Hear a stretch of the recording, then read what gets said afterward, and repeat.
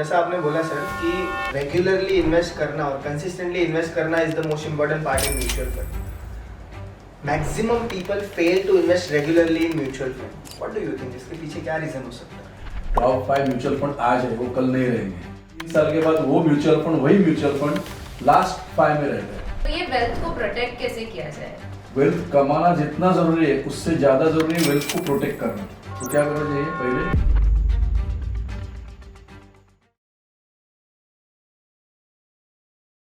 225 करोड़ से भी ज़्यादा का पोर्टफोलियो मैनेज करने वाले फाउंडर ऑफ एमपिन्स भरत पुरोहित जी आज हमारे साथ यहाँ पे मौजूद हैं, जो पिछले 1 दशक से भी ज़्यादा का एक्सपीरियंस म्यूचुअल फंड में आज हमारे साथ साझा करने जा रहे हैं। So Bharat sir, welcome to our podcast. Thank you for this opportunity sir. First of all sir, एमपिन्स ये नाम कहाँ से है? हम लोग जब हमारे प्राइवेट लिमिटेड कंपनी फॉर्म कर रहे थे तो 2020 में हम बहुत सारे ट्राई किए नाम, और एक ख्याल मन में आया कि दोनों जो हमारे बिजनेसेस है म्यूचुअल फंड और इंश्योरेंसेस, वो मिला के कोई कंपनी का नाम हम फॉर्म कर सकते हैं। उसमें से MF यानी म्यूचुअल फंड, INS यानी इंश्योरेंस, ऐसा वो क्लब करके हम लोगों ने MFINS यानी MF INS ऐसा हमारा कंपनी का नाम हमने रख दिया। और हमारा टैगलाइन है ट्रांसफॉर्मिंग फाइनेंशियल लाइव्स। ओके, जो पीपल है यानी इन्वेस्टर्स है, उनका जो फिनेंशियल लाइफ है वो इधर से यहाँ तक ले जाना, उसका मतलब है ट्रांसफ़र। एमपिन्स की शुरुआत कब हुई थी सर और कैसे हुई? बताने जाऊँ तो एक्चुअली मैं पब्लिक लिमिटेड कंपनी में मैं नौकरी करता था एज एन ऑफिसर। 2010 में मैंने VRS ली। वो क्यों ली? क्योंकि मैंने 2008 में मुझे एक अपॉर्चुनिटी मिली CFP करने की, सर्टिफाइड फाइनेंशियल प्लानिंग का एक कोर्स है, वो करने की अपॉर्चुनिटी मिली। वो होने के बाद मेरा परसेप्शन चेंज हो गया इन्वेस्टमेंट के बारे में, और ऐसा लगा कि ये बहुत बड़ा गैप है। जो इंडिया में लोग हैं वो वेल इन्फॉर्म नहीं है, फिनेंशियल नॉलेज नहीं है, फिनेंशियल लिटरेसी उतनी नहीं है। तो अगर लोगों को बराबर गाइड करूँ या बराबर बात करूँ तो ये काम हो सकता है, ये प्रोफेशन आगे जा सकता है। इसलिए मैंने VRS ली 2010 में, और 2010 के बाद मैं ये प्रोफेशन में था। बाद में 2012-13 में अभिषेक वैद्य करके मेरा प्राइमरी बैंक का एक दोस्त था, वो मेरे साथ में आए वो लोग।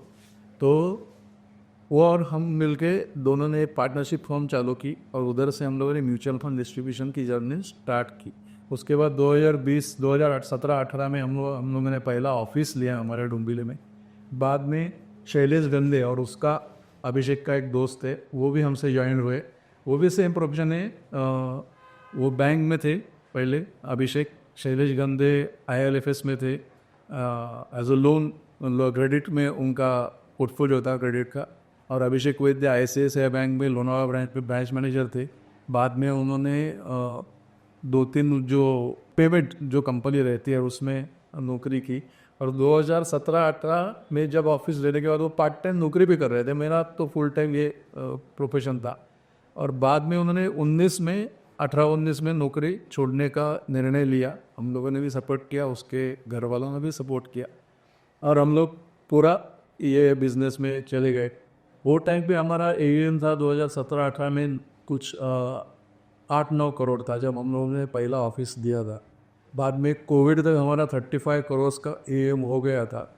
और 35 करोड़ का AUM जो हो गया था वो कोविड के कारण जो मार्केट गिरा, जो लॉस हुआ, वो तो लॉस है, टेम्पररी लॉस तो बोल सकते हैं उसको। तो हमारा AUM 10-12 करोड़ से नीचे गया। तो ऐसा मालूम नहीं था कि हो सकेगा, आगे हो सकेगा, लेकिन हम लोग डटे रहे। और हमारा जो काम था म्यूचुअल फंड का, इन्वेस्टमेंट का, वो सब ऑनलाइन था। वो तो तब तक ऑनलाइन हो गया था। ऑनलाइन होने के कारण कोविड में हमें उतना तकलीफ नहीं हुई। और उधर से 35 करोड़ के नीचे जाने के बाद, 10 करोड़ नीचे जाने के बाद हम लोग उधर से ग्रो किया। अभी आज हमारा 2024-25 में 225 करोड़ प्लस का ये हम लोग संभाल रहे हैं। और 1500 प्लस हमारे क्लाइंट्स हैं all over India, pan India, और वो हम लोग मैनेजमेंट। Excellent sir. अगर मैं एक शॉर्ट में बोलूँ तो 3 दोस्तों ने मिलकर आज एक बड़ी कंपनी खड़ी कर दी है, 3 फाउंडर्स ने मिलके। और सर एक चीज़ मैंने नोटिस किया ना, मैं आपके दोनों पार्टनर से भी मिला हूँ, लाइक आप लोग के बीच में बॉन्डिंग बहुत अच्छा है। सो इसके पीछे क्या राज है सर? कारण ये है कि मैं थोड़ा एज से उनसे बड़ा हूँ और वो थोड़े छोटे हैं, लेकिन और दो शैलेश और अभिषेक दोनों बचपन से फ्रेंड्स है और लाइकवाइज माइंडेड हैं और बड़ा होने के कारण मुझे थोड़ी ज़्यादा रिस्पेक्ट भी मिलती है और उसके कारण हम लोगों में बॉन्डिंग अच्छी है और हम लोग जो बात करते हैं तो गॉसिपिंग की कभी बात होती नहीं है, बिजनेस की बात होती है, बिजनेस कैसा आगे बढ़ाना चाहिए और क्या क्या हमें स्टेप्स लेने चाहिए। मैंने जब जो बोला कि 2020 में कोविड का टाइम आया था तब हमको बहुत सेटबैक भी बैठा था, लेकिन हम लोग कभी ऐसे डरे नहीं उससे। और मैं आपको बता दूं कि ये अभिषेक का जो डोमेन था बैंकिंग का और उसकी जो क्लाइंट बेस और जो नेटवर्किंग थे वो पुणे के थे, तो हम लोग यहाँ से उसकी गाड़ी थी तभी, गाड़ी से हम लोग पुणे जाते थे 500 रुपये की SIP करने के लिए। सैटरडे संडे निकल जाते थे उधर, सब घूम के वो करके वापस आ जाते थे, रात को वापस आ जाते तो नहीं तो सर्विस अपार्टमेंट में रहते थे उधर। और ऐसा काम करके कि हम लोगों ने इन्वेस्टर्स को क्या बोलते हैं हमारे गैम्बिट में लिया और उधर से हम लोगों ने बढ़ाया। और जो बॉन्डिंग जो आप बोल रहे हो वो एक दूसरे से विचार जो है थॉट्स है वो अलाइन होने के कारण हुई है। ओके सर, एक क्वेश्चन मेरे माइंड में ऐसा आया कि like India has across 250 different career opportunities in like 40 different domains. आपने mutual fund distributor as a career option कैसे चूज़ किया? Like what was your initial inspiration? Okay, actually मैं भले ही पब्लिक सेक्टर कंपनी में काम करता था, लेकिन मैं 1998 से इक्विटी मार्केट में हूँ। इक्विटी में इन्वेस्ट किया है, इक्विटी में ट्रेडिंग किया है, सब कुछ करके देखा है। 2008 में मेरे ब्रोकर ने एक लिफलेट मुझे दिया था, उसमें CFP का ये एडवर्टाइजमेंट था कि CFP is a good profession आगे जाके। और वो टाइम पे मेरा एज भी नहीं था कि वापस मैं एजुकेशन डोमेन में जाऊँ और एजुकेशन दो। फिर भी मैंने सोचा कि आज इन इक्विटी मार्केट मैच्योर्ड नहीं है, मैच्योर्ड होने में बहुत टाइम है। और आज अभी तक मैंने 2001 2004-5 की बात करना, वो टाइम पे भी मार्केट मैच्योर्ड नहीं था।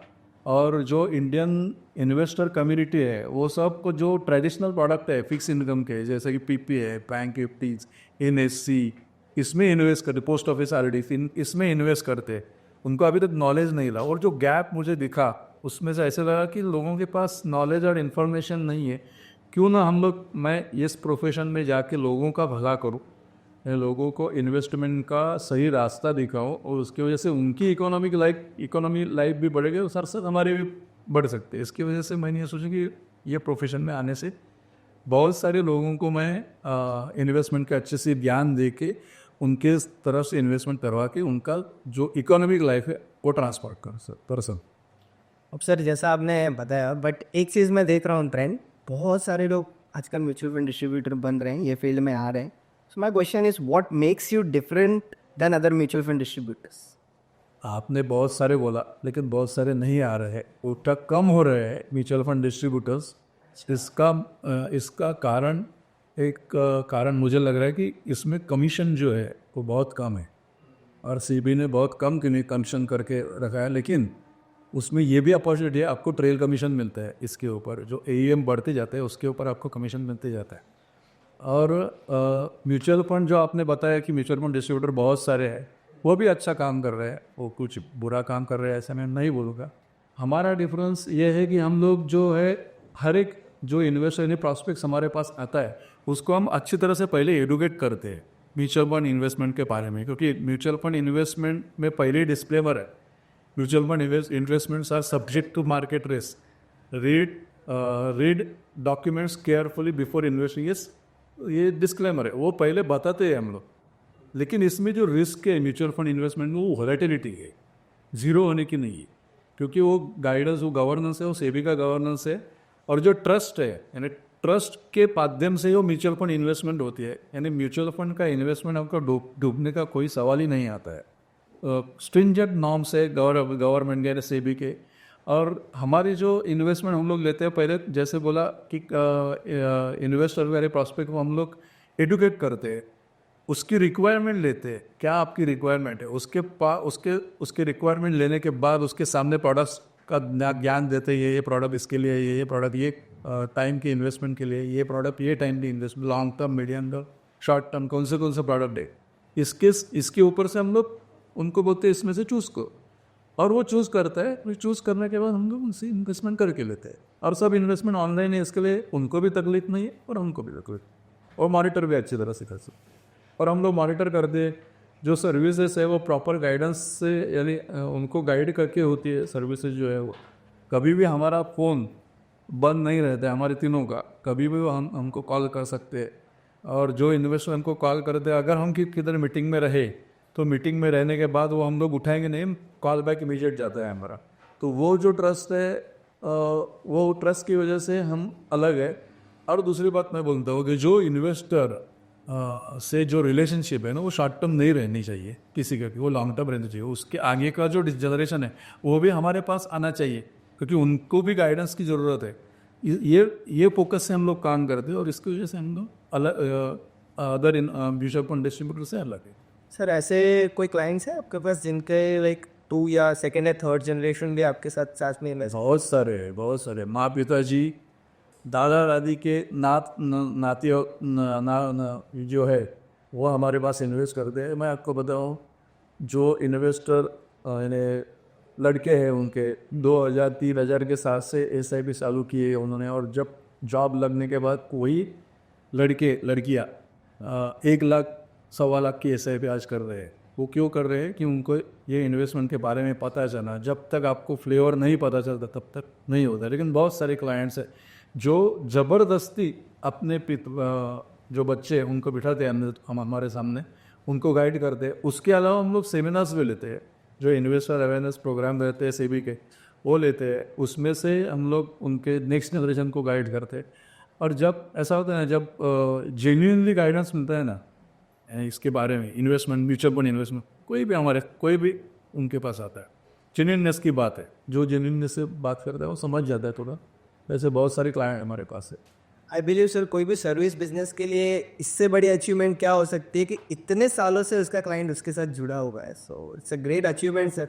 एंड इसमें भी आई थिंक ये इंडस्ट्री में स्पेसिफिकली ट्रस्ट और awareness is the most important, जो आप लोग बहुत सारे लोगों तक पहुँचा, वो एक बहुत बड़ा आइडिया है। यस ट्रस्ट का बोलो तो हमारा बिजनेस एडवर्टाइजमेंट से होता ही नहीं। आप कितने भी एडवर्टाइजमेंट करो, फेसबुक पे करो, और जो सोशल मीडिया जो चैनल्स है उसके ऊपर एडवर्टाइजमेंट करने के बाद कोई भी एडवर्टाइजमेंट से आता नहीं है, क्योंकि ये विंडो शॉपिंग नहीं है कि ड्रेस अच्छा लगा खरीदने को जाओ अंदर।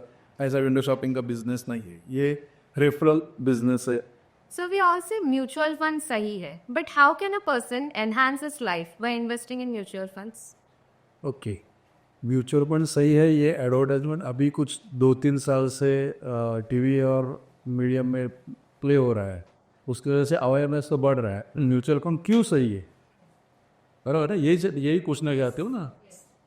पहले क्या था, पहले जब इन्वेस्ट करते थे लोग तो ट्रेडिशनल प्रोडक्ट थे, मैंने जैसे बताया फिक्स इनकम प्रोडक्ट, जिसमें आपका इनकम महीने का है जो एक इंटरेस्ट से मिलता है, जो फिक्स रहता है 6%, 9%, पहले तो 12%, 9% ऐसा इंटरेस्ट मिलता था। लेकिन जैसे जैसे टाइम चेंज हो गया, इकोनॉमी ग्रो होने लगी, इन्फ्लेशन कंट्रोल में आ गया, GDP अच्छा से बढ़ने लगा, तो जो बैंक के इंटरेस्ट रेट से वो कम होने लगे, बराबर है। तो इन्फ्लेशन बीट करने का कोई प्रोडक्ट ही नहीं था मार्केट में, जो कॉमन मैन है उसके लिए इन्वेस्टमेंट के लिए रहे। अगर आपको स्टॉक में इन्वेस्ट करना है, इक्विटी में इन्वेस्ट करना है, तो पैसा चाहिए। अगर आपके पास 1 लाख भी हुआ तो आप 5-10 स्टॉक ही ले सकते हो, उसके ज़्यादा ऊपर स्टॉक्स नहीं ले सकते हो। लेकिन म्यूचुअल फंड जो ऐसा प्रोडक्ट है, उसमें आप 1000 से लेके महीने का 100 रुपये से भी महीने का इन्वेस्टमेंट कर सकते हो, 5000 लमसम में इन्वेस्ट कर सकते हो, बराबर। और वो आपका जो पैसा है वो अलग अलग इंस्ट्रूमेंट्स में जाता है, ना कि सिर्फ इक्विटी में। म्यूचुअल फंड में बहुत सारे प्रोडक्ट्स है, डेट है, इक्विटी है, कमर्शियल पेपर्स है जिसमें रिस्क कम है, हाइब्रिड है, गोल्ड है, पेपर गोल्ड है, उसमें भी आप इन्वेस्ट कर सकते हो। म्यूचुअल फंड है ना, आपका मैं बोलूँ एक एग्जांपल दूँ तो आपका स्मार्टफोन है, बराबर।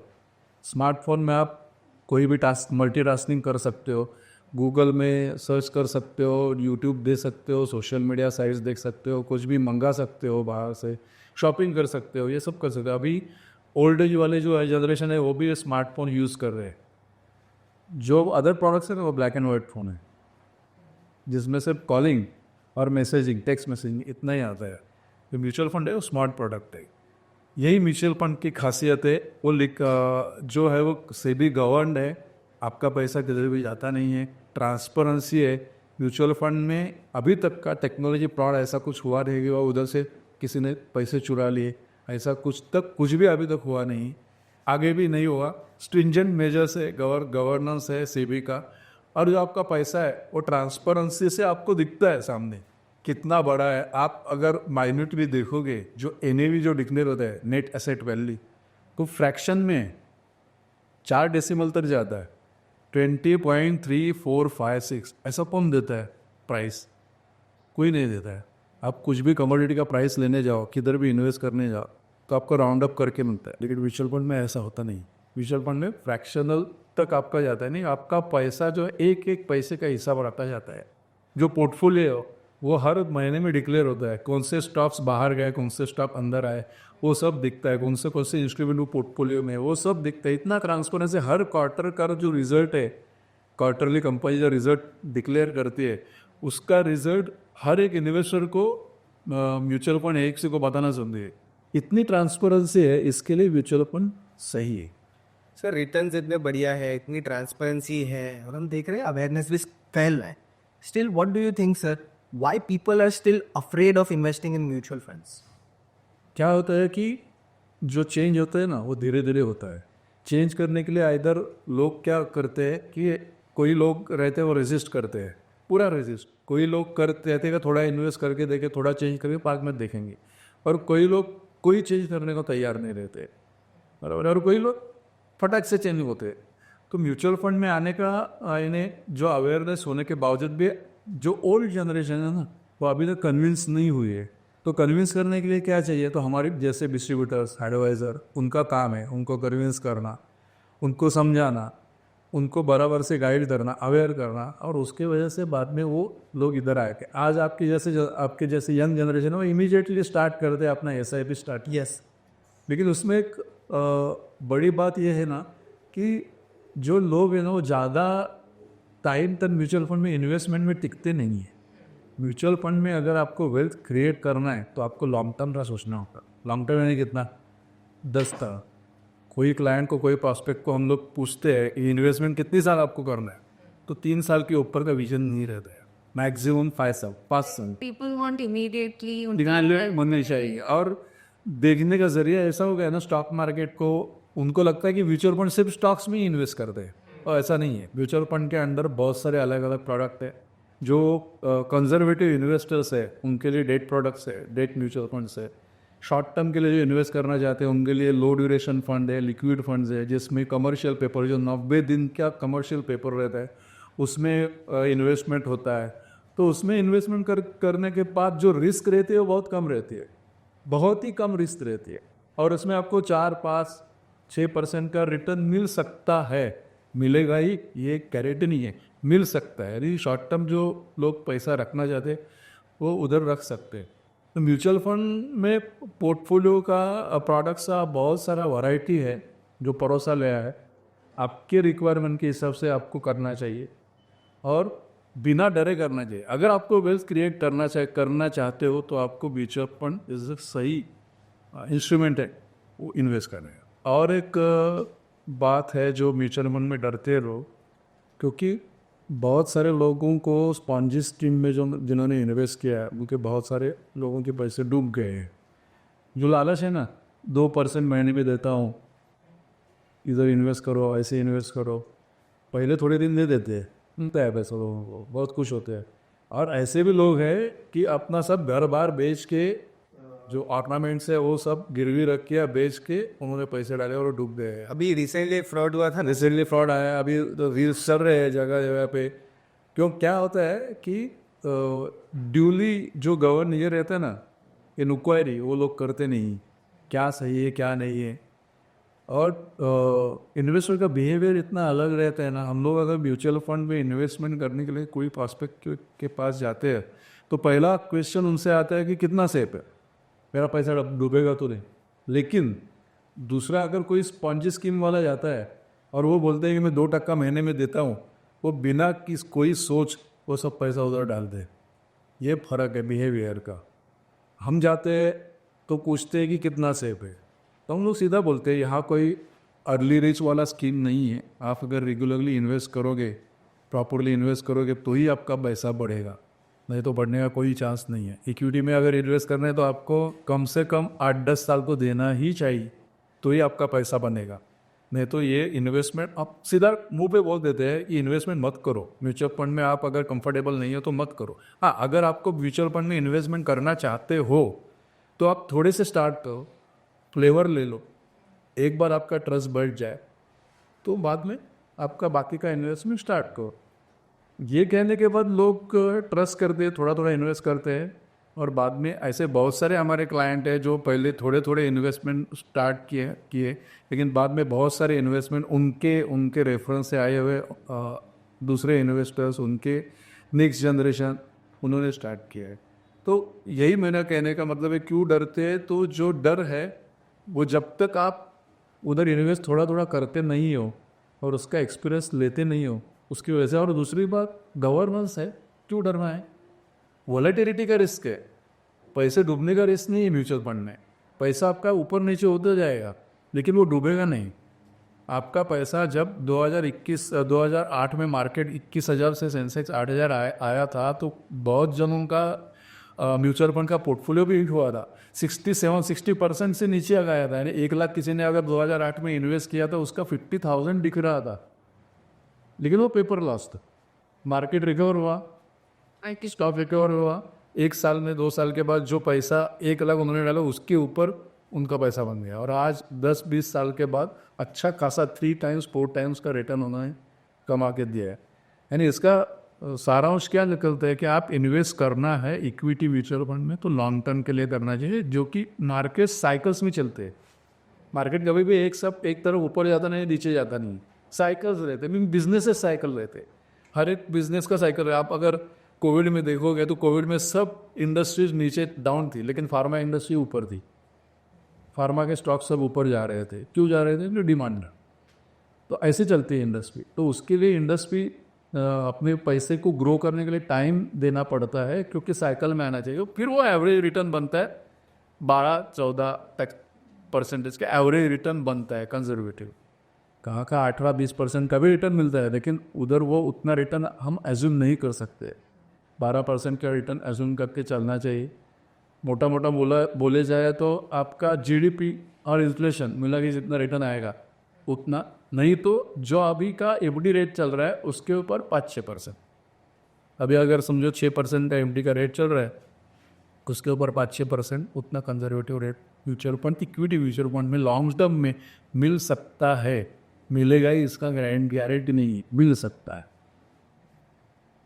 Most important is like patiently long term तक इन्वेस्टेड रहना। इसमें सबसे ज़्यादा मंत्रा यही है म्यूचुअल फंड में, रेगुलर, डिसिप्लिन और पेशेंस। यही काम आता है इन्वेस्टमेंट में।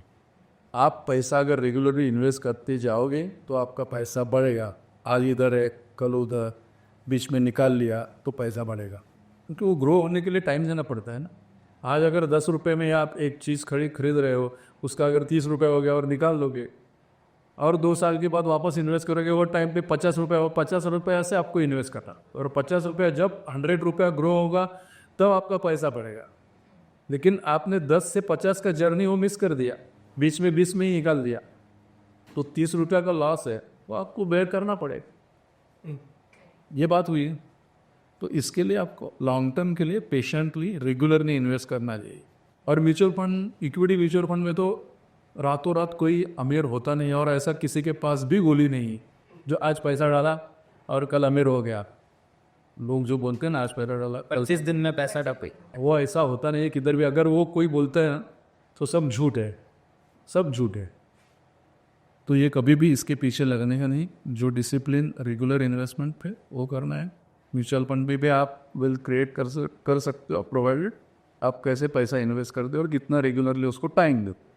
अब सर जैसा आपने बोला सर कि रेगुलरली इन्वेस्ट करना और कंसिस्टेंटली इन्वेस्ट करना is the most important part in mutual fund. Maximum people fail to invest regularly in mutual fund. What do you think इसके पीछे क्या रीज़न हो सकता है? क्यों होता है? बेनिफिट क्या होता है कि जब म्यूचुअल फंड में मार्केट अच्छे जाता है और ऐसा बढ़ा हुआ दिखता है तो उनको दूसरा ख्याल आता है कि गाड़ी ले लो, प्लॉट दिखता है, फ्लैट दिखता है, वो फ्लैट में डालो पैसा। ये सब नए नए गोल्स उनके सामने जो अनवांटेड है, जो वांटेड है, वांट्स है ज़िंदगी की, वो सामने आ जाती है। अब पैसा बढ़ा है, प्रॉफिट बुक कर ले। हमको भी बहुत सारे इन्वेस्टर के फ़ोन आते हैं कि पैसा अभी बढ़ा है, प्रॉफिट बुक कर लेगा। हम लोग सीधे से बोल देते हैं आपका टारगेट क्या है, 10 साल इन्वेस्टमेंट का है, वो 10 साल के पहले कुछ मत दे। रिटर्न के पीछे भागो मत। रिटर्न आज है, कल नहीं रहेगा। आपको भागना है तो टारगेट के पीछे भागो। सिंपल एग्जाम्पल है, आपके जो लाइफ के 2 इम्पॉर्टेंट गोल्स है, रिटायरमेंट और higher education of your children. ये 2 ही इम्पॉर्टेंट गोल है, वो जो नेसेसिटी है वो आपको करने ही है। कोई भी अगर फैमिली है उसको वो गोल्स पूरे करने ही है, तो उसके पीछे भागो। डिस्ट्रैक्ट नहीं होना है बेसिकली। डिस्ट्रैक्ट नहीं होना, रेगुलरली इन्वेस्ट करते रहना है। ये अगर मंत्र आप लोगे तो ही आप सक्सेसफुल होगे। अगर आपने सोचा कि मुझे जल्दी से जल्दी पैसा बनाना है, पैसा चाहिए, किधर भी आपको पैसा नहीं मिलेगा। और यही एक कारण है कि जो लोग हैं ना वो इन्वेस्ट नहीं करते हैं, ट्रेडिंग करते हैं, नहीं तो फटाफट पैसा निकाल लेते हैं। और उनके लिए गाइड करने वाला कोई आदमी चाहिए। ये जो लोग करते हैं ना, जो आपने बोला कि ज़्यादा देर तक टिकते नहीं है, इन्वेस्टमेंट करते नहीं, वो लोग कौन है? जो सुनते हैं आपके उनके रिलेटिव्स का, फ्रेंड्स का, कोलिग्स का, टिप्स पे काम करते हैं। टिप्स पे काम कर, लाइक खुद से इन्वेस्ट करके खुद से इन्वेस्ट करते। खुद से इन्वेस्ट करो, फुल टाइम ट्रेडर एंड से पैसा कमाते। उसके लिए उनका वो जॉब नहीं है, उनका जॉब है कोर, जो उनका जो है उसमें उनको कॉन्सेंट्रेट करना ही है। जो इन्वेस्टमेंट है वो जो एक्सपर्ट है उनके पास देना चाहिए। एक्टिव इनकम में वो फोकस करे, बाकी पैसिव इनकम उनका जो पैसा है होता जाएगा, होता जाएगा। वो डिस्ट्रीब्यूटर भी छोड़। यस। और दूसरी बात मैं ये बोलना चाहता हूँ ना, सब जो अभी यंग जनरेशन है वो क्या करते हैं कि जो नौकरी करते हैं उनमें से जो इनकम है वो उनको कम लगता है, इसके लिए वो पैसिव इनकम देखते हैं। ट्रेडिंग करेंगे, म्यूचुअल फंड में इन्वेस्ट करके फटाफट पैसा निकालेंगे, तो ऐसा करना बराबर नहीं है। उसके बदले उन्होंने उनकी जो कोर कॉम्पिटेंसी है उसके ऊपर काम करना चाहिए। उसमें वो कैसे पैसा मेरा जो ये पोजीशन है वो ऊपर वाले पोजीशन पे मैं कैसे जाऊँ, उसके लिए कौन से स्किल सेट अडॉप्ट करूँ, कौन से कोर्सेस करूँ, और मेरा जो इनकम है मंथली इनकम वो कैसे बढ़ेगा, और जो बढ़ा हुआ इनकम फिर इन्वेस्टमेंट में डाल। बाकी जगह से पैसा कमाने के बजाय जो कोर आपका है उसमें अगर आप ध्यान दोगे और वो बढ़ाओगे और उसमें से बढ़ा हुआ पैसा आप इन्वेस्ट करोगे तो ही आप वेल्थ क्रिएट करोगे। लाइक जैसे जैसे धीरे धीरे अपना इनकम बढ़ते जाते हैं वैसे धीरे धीरे अपना इन्वेस्टमेंट भी बढ़ाना चाहिए। वो और इनकम बढ़ाने के लिए क्या करना चाहिए? आपके कोर स्किल के ऊपर काम कर दीजिए, खुद के ऊपर इन्वेस्ट कर। खुद के ऊपर इन्वेस्ट करना चाहिए। जब ज़्यादा कमाओगे तब तो ज़्यादा इन्वेस्ट करेगा। और दूसरी बात है, जो सेलिब्रिटीज़ है, विराट कोहली ले लो, शाहरुख खान ले लो, कोई भी फिल्म सेलिब्रिटी ले लो, स्पोर्ट्स सेलिब्रिटी ले लो, वो थोड़ी अपना पैसा खुद मैनेज करते हैं, नहीं सकते ना। उन्हें नहीं होता है दूसरे को मैनेज करने में, क्योंकि उनको नॉलेज नहीं है ना, उसमें नॉलेज नहीं है, इसके लिए तो दूसरे को देते हैं ना मैनेज करने की। तो हम लोग म्यूचुअल फंड का अच्छा व्हीकल है, पैसा नहीं लगता है, जो कुछ वो एक्सपेंस रेशियो लगता है वो थोड़ा ही लगता है। उसमें अगर इन्वेस्ट करके हम वेल्थ क्रिएट कर सकते हैं तो क्यों नहीं करें। लोगों को लगता है सर कि मैं सिर्फ म्यूचुअल फंड मैं सिर्फ शेयर मार्केट में इन्वेस्ट करके ट्रेडिंग करके करोड़पति बन जाता। अगर ऐसा होता तो बड़े बड़े जो बिजनेसमैन है, मुकेश अंबानी बिजनेस क्यों करता? नहीं करता, इतना पैसा है, ट्रेडिंग करता। ट्रेडिंग करके ही कमा लेते थे ना। ट्रेडिंग में पैसा सबका नहीं बनता है। अभी सेबी का भी रिपोर्ट है, 5% के ऊपर लोगों ने पैसा नहीं बनाया, 5% लोग ही पैसा बनाते हैं, ये सेबी का रिपोर्ट है। तो क्यों अपने को उधर जाना है ना ट्रेडिंग में। कोविड के टाइम पे घर में सब बैठे थे, इसके लिए ट्रेडिंग करके पैसा बनेगा, इसके लिए तो लोगों ने डिवाइड अकाउंट ओपन किए। नहीं, वो गलत है। ट्रेडिंग से कोई अमीर नहीं होता है। ट्रेडिंग करोगे तो डूबोगे, इन्वेस्ट करोगे तो बचोगे। ये हमारा टैगलाइन है।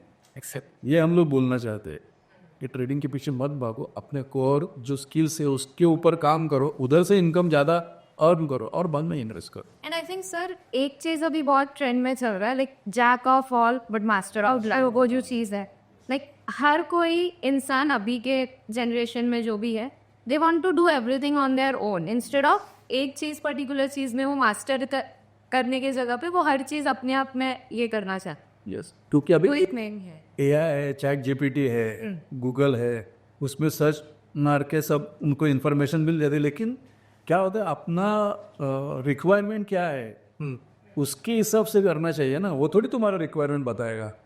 चैट GPT क्या करेगा, आप जो क्वेश्चन दोगे उसका ही आंसर देगा ना। लेकिन हम लोग क्या करते हैं, हम लोग सामने वाले से निकाल लेते हैं आपको क्या चाहिए, आपकी रिक्वायरमेंट क्या है, उसके हिसाब से प्रोडक्ट देते हैं। Top 5 mutual funds, top 3 mutual fund वाले लोग वीडियो देखते हैं इंस्टाग्राम पे और उसके हिसाब से इन्वेस्ट करना शुरू कर देते हैं। तो आप कुछ बताना चाहोगे टॉप 5 म्यूचुअल फंड? देखो, टॉप 5 म्यूचुअल फंड आज है, वो कल नहीं रहेंगे, बराबर है? वो बोल नहीं सकते। आज अगर किसी म्यूचुअल फंड ने 20% का रिटर्न दिया है, 3 साल के बाद वो म्यूचुअल फंड, वही म्यूचुअल फंड लास्ट 5 में रहता है, बराबर है? आज आप लोग ये पर टॉप 5 वाला, वही मैं बोला ना, रिटर्न के पीछे भागने का ही नहीं है। आप आपका गोल सेट करो। समझो आपको अगर 10 साल में 20 लाख रुपया, 10 लाख रुपया चाहिए, 10 लाख रुपये इकट्ठा करना है क्योंकि वर्ल्ड टूर करनी है, और उसके लिए भी 12% अगर रिटर्न अभी कैलकुलेट करोगे तो 4,500 रुपये का महीने का SIP का अमाउंट आता है। 4,500 रुपये आपने SIP चालू किया, आपके पास क्या गोल है कि मुझे 10 लाख बिल्ड करना है 10 साल के बाद। मैंने 4,500 रुपये का SIP किया, 12% के हिसाब से मैंने कैलकुलेट किया। अगर आपको 14% का रिटर्न मिला या 18% का रिटर्न मिला तो 10 साल के बदले आपका 8 साल में हो जाएगा 10 लाख, तो 6-7 साल में हो जाएगा। तो आगे का जो पीरियड बचता है वो आप अगले गोल के लिए डाइवर्ट करो ना, इतना ईजी है।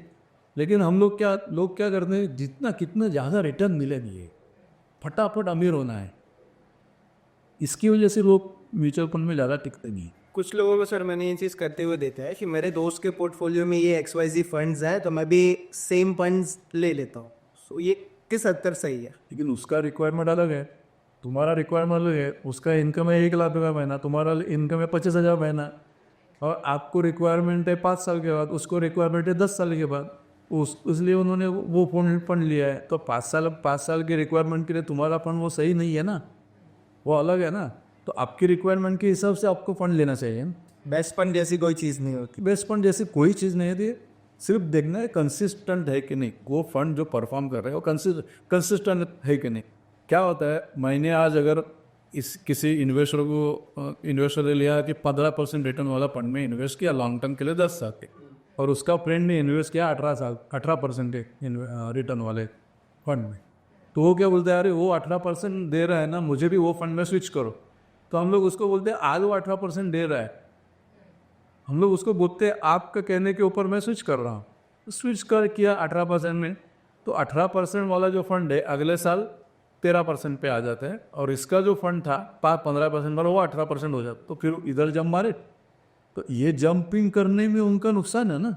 आज परफॉर्मेंस के बेसिस पे इन्वेस्टमेंट नहीं कर सकते। नहीं, रियर व्यू में कोई गाड़ी नहीं चलाता, रियर मिरर में देख के कोई गाड़ी नहीं चलाता है, आगे देख के ही गाड़ी चलाते हैं ना। इसके लिए आगे का क्या है, अपना रिक्वायरमेंट क्या है, कंसिस्टेंटली रिटर्न कौन से फंड में दिया है, वो देखने के बाद ही इन्वेस्टमेंट करना जरूरी।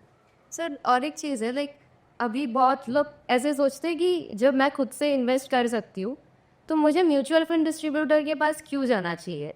बट आई थिंक बेसिकली जो चीज़ एक जो कॉमन मैन है जो खुद से इन्वेस्ट करना चाहता है, उसने कभी भी मार्केट को स्टडी नहीं किया है। वो ये चीज़ नहीं जानता कि कौन सा फंड कब बेटर परफॉर्म करेगा।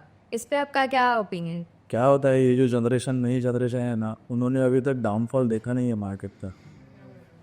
2008 के बाद 2020 के बाद जो जनरेशन इन्वेस्ट कर रही है ना, वो जो डायरेक्ट में जा रही है, उन्होंने डाउनफॉल नहीं देखा है। डाउनफॉल में ही ज़्यादा वो लोगों को संभालना रहता है कि अपना माइंड इतना फ्लिकर होता है कि मैंने जो इन्वेस्टमेंट किया है 10 साल गया, लेकिन उनका जो रिटर्न जब पेपर के ऊपर देखते हैं 40% गिरा है, 50% गिरा है, तो डर के बंद कर देते।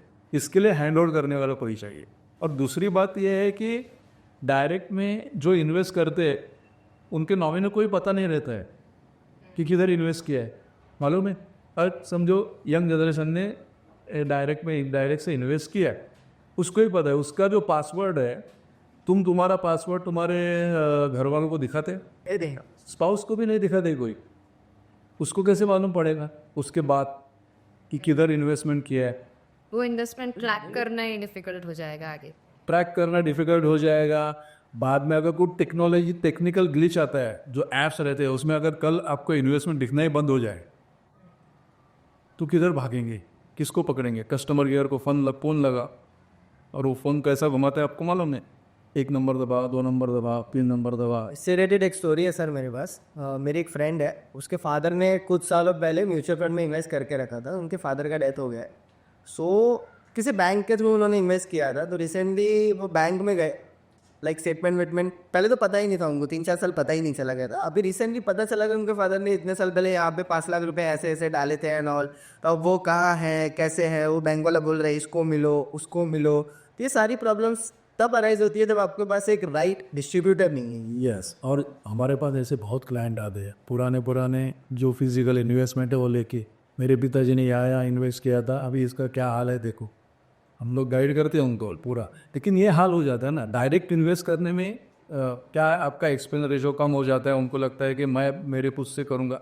लेकिन प्रॉब्लम यही आता है जब मार्केट डाउन होता है, आपका पोर्टफोलियो जब निगेटिव रिटर्न दिखाता है, तब होल्ड करने वाला कोई चाहिए, तब होल्ड करने वाला चाहिए। अगर वो आपने मिस किया, पैसा निकाल लिया, तो फिर आपका आगे लॉस हो जाएगा और आप फिर डायरेक्ट में भी इन्वेस्ट नहीं करोगे। आप क्या सोचोगे, मुझे सेफ ही खेलना है, वो मैं नहीं रिस्क नहीं लेना चाहता। तो मार्केट को खराब बोलना शुरू। हाँ, मार्केट खराब है, ऐसा नहीं होता है। मार्केट हमेशा साइकिल में चलता रहेगा। मार्केट के हिसाब से बिहेव करेगा।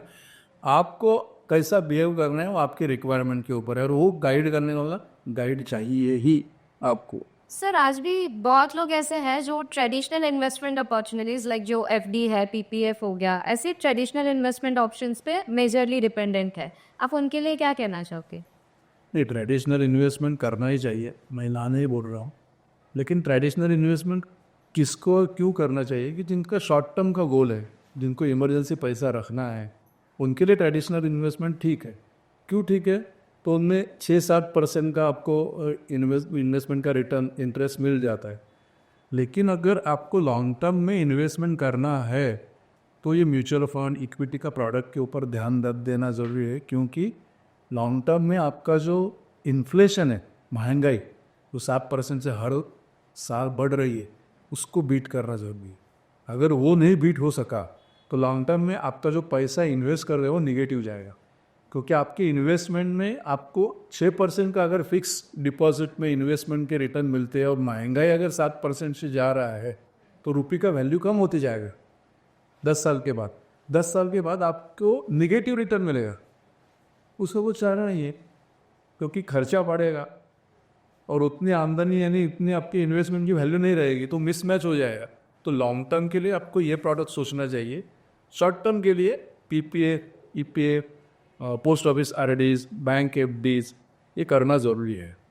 उसको मैं हम लोग ना बिल्कुल ही नहीं बोलते, लेकिन कितना आपका परसेंटेज रहना चाहिए इक्विटी पे, उसका भी कुछ क्या बोलते हैं उसको, पैरामीटर है।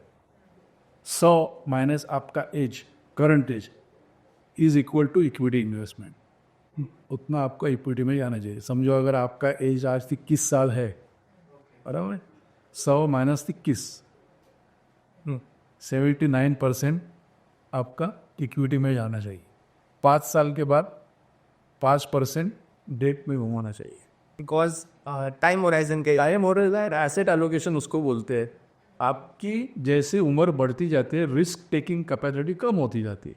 लेकिन कोई आदमी 90 ईयर्स का भी ओल्ड हो, उसको भी 10% इक्विटी में रहना चाहिए, क्योंकि ग्रोथ उधर से ही आएगा। ग्रोथ आपको फिक्स इनकम से नहीं आएगा। एफडी में सर जैसे आपने बताया इन्फ्लेशन ही 7% है, वहाँ पे हम लोग को 6-7-8% ही रिटर्न्स मिल रहे हैं, तो हम लोग का पैसा बैलेंस रह रहा है, बढ़ नहीं रहा है। और बात करूँ तो एफडी के जो रेट है, फिक्स डिपॉजिट के रेट है, वो हर 20 साल में 3% से कम होते जा रहा है। बराबर, 2020 में 6% था, 2000 साल में 9% था, और उसके पहले 12% था एफडीज का रेट। ओके था, बराबर। 2040 में कितना होगा? 3% आएगा ऐसी, क्योंकि जैसे जैसे कंट्री ग्रो हो जाती है वैसे वैसे इंटरेस्ट रेट फॉल होते जा रहे हैं। आप अमेरिका, यूएस का, ऑस्ट्रेलिया का, जापान का एग्जाम्पल ले लो, उनके पास कितना है एफडीज का रेट? 2%, 1.5%, 1%, 0.5%। अभी बैंक में पैसा रखने के लिए पैसा देना पड़ेगा कस्टमर को बाद में, क्योंकि वो सेफ रहे। उसमें से कोई अभी करंट अकाउंट में आपको कितना पैसा मिलता है, कितना रिटर्न मिलता है? कुछ नहीं मिलता है। सेविंग में कितना मिलता है? 3% मिलता है, 2.5 3%, ऐसे लोग हैं जो सेविंग में भी 10-10 लाख 9-9 लाख रुपए रखते हैं। Which is a big mistake. Big mistake. Sir आप रखो, हाँ। एफडी करवा के रखो। अगर आपका बच्चा छोटा है, 2 साल के बाद वो स्कूलिंग करना है, नहीं तो 4 साल में उसको एजुकेशन का खर्च है, हर साल में 1.5 2 लाख का फीस भरना है, वो पैसा आप एफडी बना के रखो, आरडी बना के रखो। बट वो भी सेविंग में नहीं रखना चाहिए। सेविंग में नहीं रखना है, आरडी करो, एफडी करो, ये करो। और दूसरा, टैक्सेशन में इसमें कैसा लगता है, उसके इंटरेस्ट के ऊपर टैक्स लगता है। जो ब्रैकेट में आप टैक्स के ब्रैकेट में हो, भले आपने आज एक 5 साल का एफडी किया है, 1 लाख का 10 लाख का एफडी किया, और 10 लाख का एफडी 5 साल के बाद मैच्योर रहेगा, और विथ इंटरेस्ट आपको 5 साल के बाद पैसा मिलेगा। लेकिन वो जो इंटरेस्ट हर साल में आपका एक्रूड होते जा रहा है ना, वो आपकी इनकम में कैलकुलेट होगा और उसके ऊपर आपको टैक्स भरना पड़ेगा। यानी 6% आपको अगर बैंक एफडी दे रहा है, 6% दे रहा है, अगर आप 30% का ब्रैकेट में आ रहे हो, 1.80% आपके टैक्स में चला जाएगा। ओके। 4.20% आपको रिटर्न मिलेगा पोस्ट टैक्स, बराबर। और वही एफडी लोग 10-10 साल के लिए रिन्यू करते जाते हैं। मुझे एक बात बताओ, कोई बैंक वाला आपको 20 बरस का एफडी देता है? नहीं देते। कोई नहीं देगा, क्योंकि इंटरेस्ट रेट चेंज होते जाते हैं ना, उसकी वजह से कोई नहीं देता है। लेकिन हम लोग क्या करते हैं, हम लोग 5 साल के लिए एफडी करते हैं और वही एफडी रिन्यू करते जाते हैं, बराबर है। वो गलत। आपका जो अगर गोल 10 साल का है तो मत रखो एफडी में, 5 साल के अंदर है जरूर रखो, एफडी करो, आरडी करो, पोस्ट ऑफिस में रखो, ये सब इंस्ट्रूमेंट जरूरी है ही। पीपीएफ करो, नहीं बोलते, पीपीएफ करो, क्योंकि वो जरूरी है। पीपीए पीए ये आपकी रिटायरमेंट के लिए काम आएगा। 15 साल का जो टाइम रखा है गवर्नमेंट ने, क्यों रखा है, और उसमें भी एक्सटेंशन मिलता है पीपीएफ में। 3 टाइम का एक्सटेंशन है, 5-5 बरस का एक्सटेंशन ले सकते हैं। 15 साल पूरे होने के बाद भी आपका अगले 5 साल के एक्सटेंशन ले सकते हैं, उसके अगले साल भी अगले 5 साल के लिए भी एक्सटेंशन ले सकते हैं। 15 साल का पीपीआई और 30 साल तक स्ट्रेच कर सकते हो एज पर रूल। क्यों रखा है? क्योंकि रिटायरमेंट के लिए वो पैसा काम में है। आपके गोल के हिसाब से आप इन्वेस्टमेंट करो। जो लॉन्ग टर्म गोल है, मीडियम टर्म गोल है, शॉर्ट टर्म गोल है, वो स्पेसिफाई करो और इसके हिसाब से इन्वेस्टमेंट करो। गोल बेस्ड होना चाहिए। हर एक गोल इम्पॉर्टेंट है लाइफ में। देखो, लाइफ में गोल्स आते हैं, मेन इम्पॉर्टेंट गोल्स मैंने बोले हो, रिटायरमेंट, खुद का रिटायरमेंट, और बच्चों का हायर एजुकेशन, बराबर है। बाद में क्या आता है, बच्चे का शादी, लड़का है रंगी, वो भी हम लोग बोलते हैं कि वो भी आप ध्यान मत दो, वही करेंगे। तीसरा गोल आता है नया फ्लैट लेना है, घूमने जाना है, वो सब बॉन्ड्स है। घर अपग्रेड करना है, आज 2 BHK फ्लैट में रह रहे हो, कल 3 BHK में जाने का है, बराबर है। ये सब वांट्स है। तो वांट्स तब जो है वो पीछे आता है, पहले ये 2 गोल से, उसके हिसाब से इन्वेस्टमेंट करो। स्कूलिंग है, बच्चों का स्कूलिंग है, उसके लिए है, मेड रखना है, जो कुछ है तो उसके लिए इन्वेस्टमेंट करो। अब शॉर्ट टर्म पे इन्वेस्टमेंट यही प्रोडक्ट में करना चाहिए जो शॉर्ट टर्म है, लेकिन शॉर्ट टर्म प्रोडक्ट भी म्यूचुअल फंड में है। डेट फंड में भी आप इन्वेस्ट कर सकते हो, जहाँ पे आप फिक्स रिटर्न नहीं कमा सकते हो, वो भी आपको मार्केट के हिसाब से ही रिटर्न मिलेंगे। लेकिन वो जो प्रोडक्ट है, डेट प्रोडक्ट है, वो सब जो म्यूचुअल फंड इन्वेस्ट करते हैं वो बॉन्ड्स में करते हैं, गवर्नमेंट बॉन्ड्स, कॉर्पोरेट बॉन्ड्स, वो सेफ प्रोडक्ट है। Okay, safe product as compare to other, वो सेफ प्रोडक्ट, उधर भी इन्वेस्टमेंट कर सकते। म्यूचुअल फंड में भी शॉर्ट टर्म के लिए करना है तो there are few options available. Yes, और दूसरा ऑप्शन भी अभी अवेलेबल है म्यूचुअल फंड में। जो ओल्ड एज है, रिटायर हो रहे हैं, उनको मंथली इनकम का ऑप्शन अवेलेबल है। सिस्टमेटिक विड्रॉल प्लान करने से SWP, उसमें आप पैसा रख के वो भी महीने का इनकम ले सकते हो। मैं ऐसा नहीं बोल रहा हूँ पूरा पैसा म्यूचुअल फंड में, SWP में भी इन्वेस्ट करो।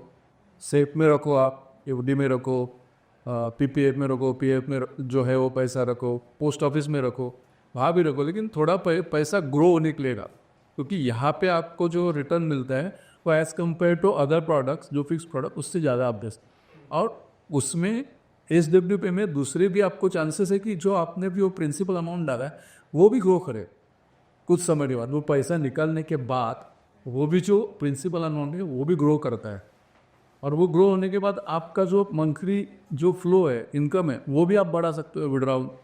आज आपने समझो 10 लाख डाला है, 7,000 महीने का या 6,000 महीने का निकाल रहे हो, 5 साल के बाद महंगाई भी बढ़ती है, आपकी ज़रूरतें भी बढ़ेगी, महंगाई बढ़ने के बाद आपको 6 की जगह 7,000 लगेंगे। जब आपका 10 लाख का पैसा अगर 10 साल के बाद या 5 साल के बाद थोड़ा बढ़ा है, तो उसके हिसाब से आप विड्रॉल बढ़ाओ, महंगा के साथ विड्रॉल भी बढ़ा सकते वैसे FD और SWP को कंपेयर करें तो उनका कोई मेजर डिफरेंस क्या है?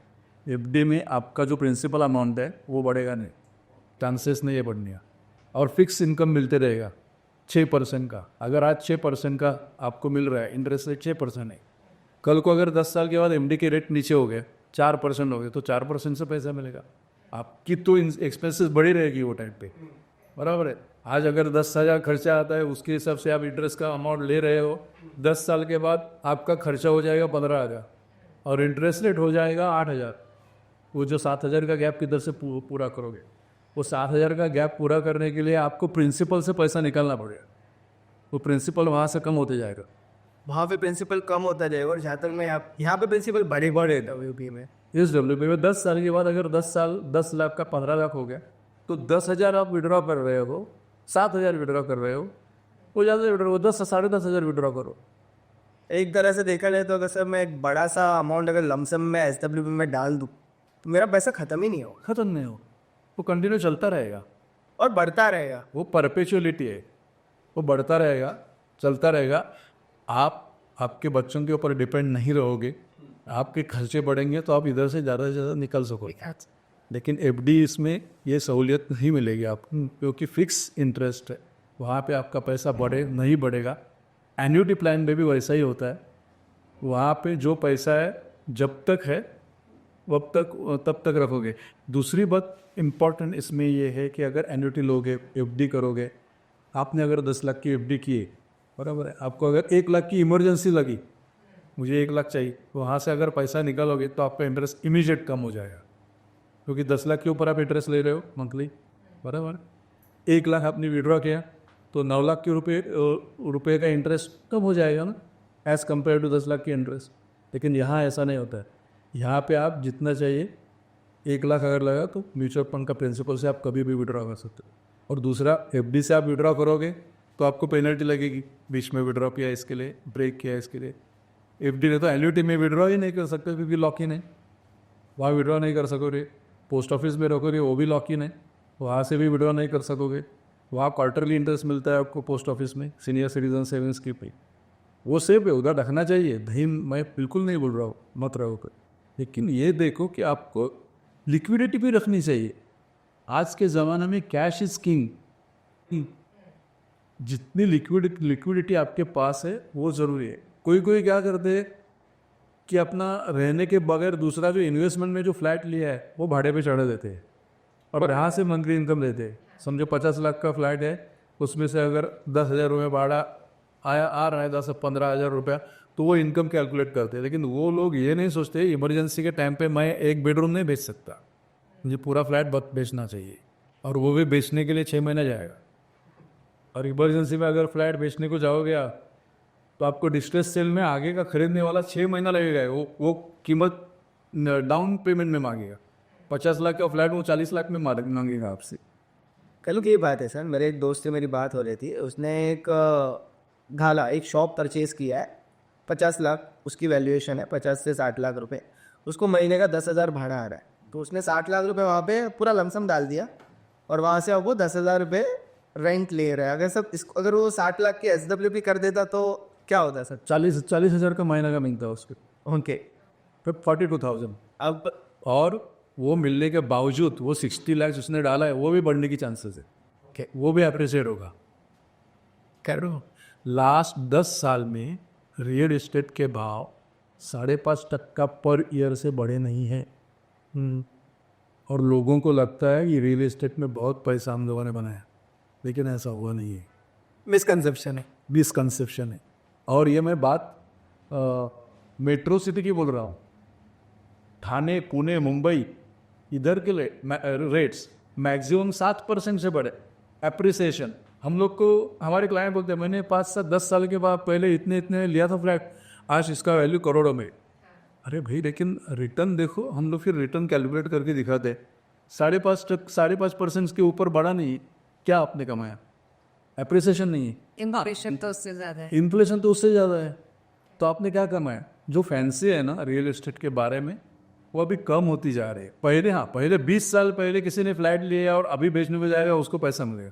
और दूसरी बात मैं बात बोलना चाहता हूँ कि अगर आपने आज फ्लैट लिया है 50 लाख का, कितना बढ़ेगा 10 साल 20 साल के बाद? आप 1.5 करोड़ समझो, 1.5 करोड़ में बेचने को जाओगे और नया फ्लैट भी 1.5 करोड़ में अवेलेबल है।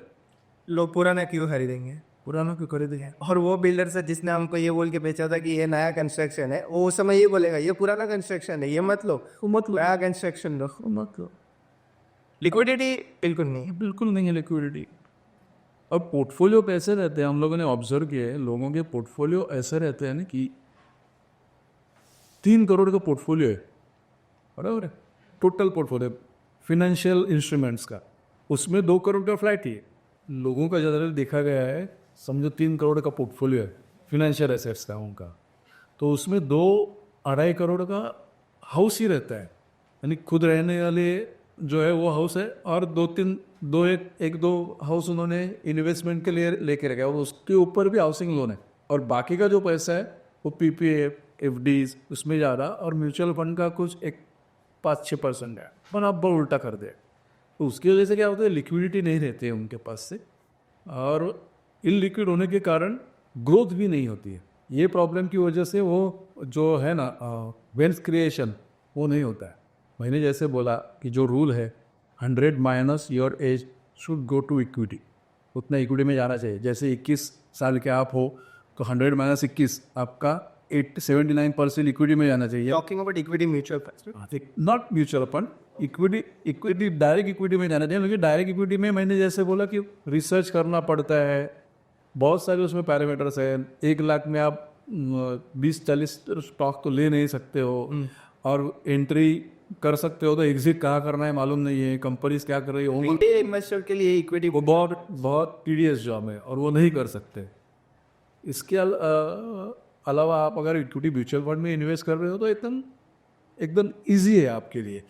तो 21 साल के लिए आप 79% अगर इक्विटी में इन्वेस्ट कर रहे हो, 25 साल में जब हो जाओगे तब वो पैसा आपका 4% डेट में आना चाहिए, और वो कम होना चाहिए, ऐसा कम। ये ऐसा पोर्टफोलियो कंस्ट्रक्शन होना चाहिए, बराबर बैलेंस रहना चाहिए, पोर्टफोलियो आपका बैलेंस होना चाहिए। और ये होम लोन और हाउसेस कभी भी इन्वेस्टमेंट के लेने के बाद कभी भी रेंट पे नहीं देना चाहिए।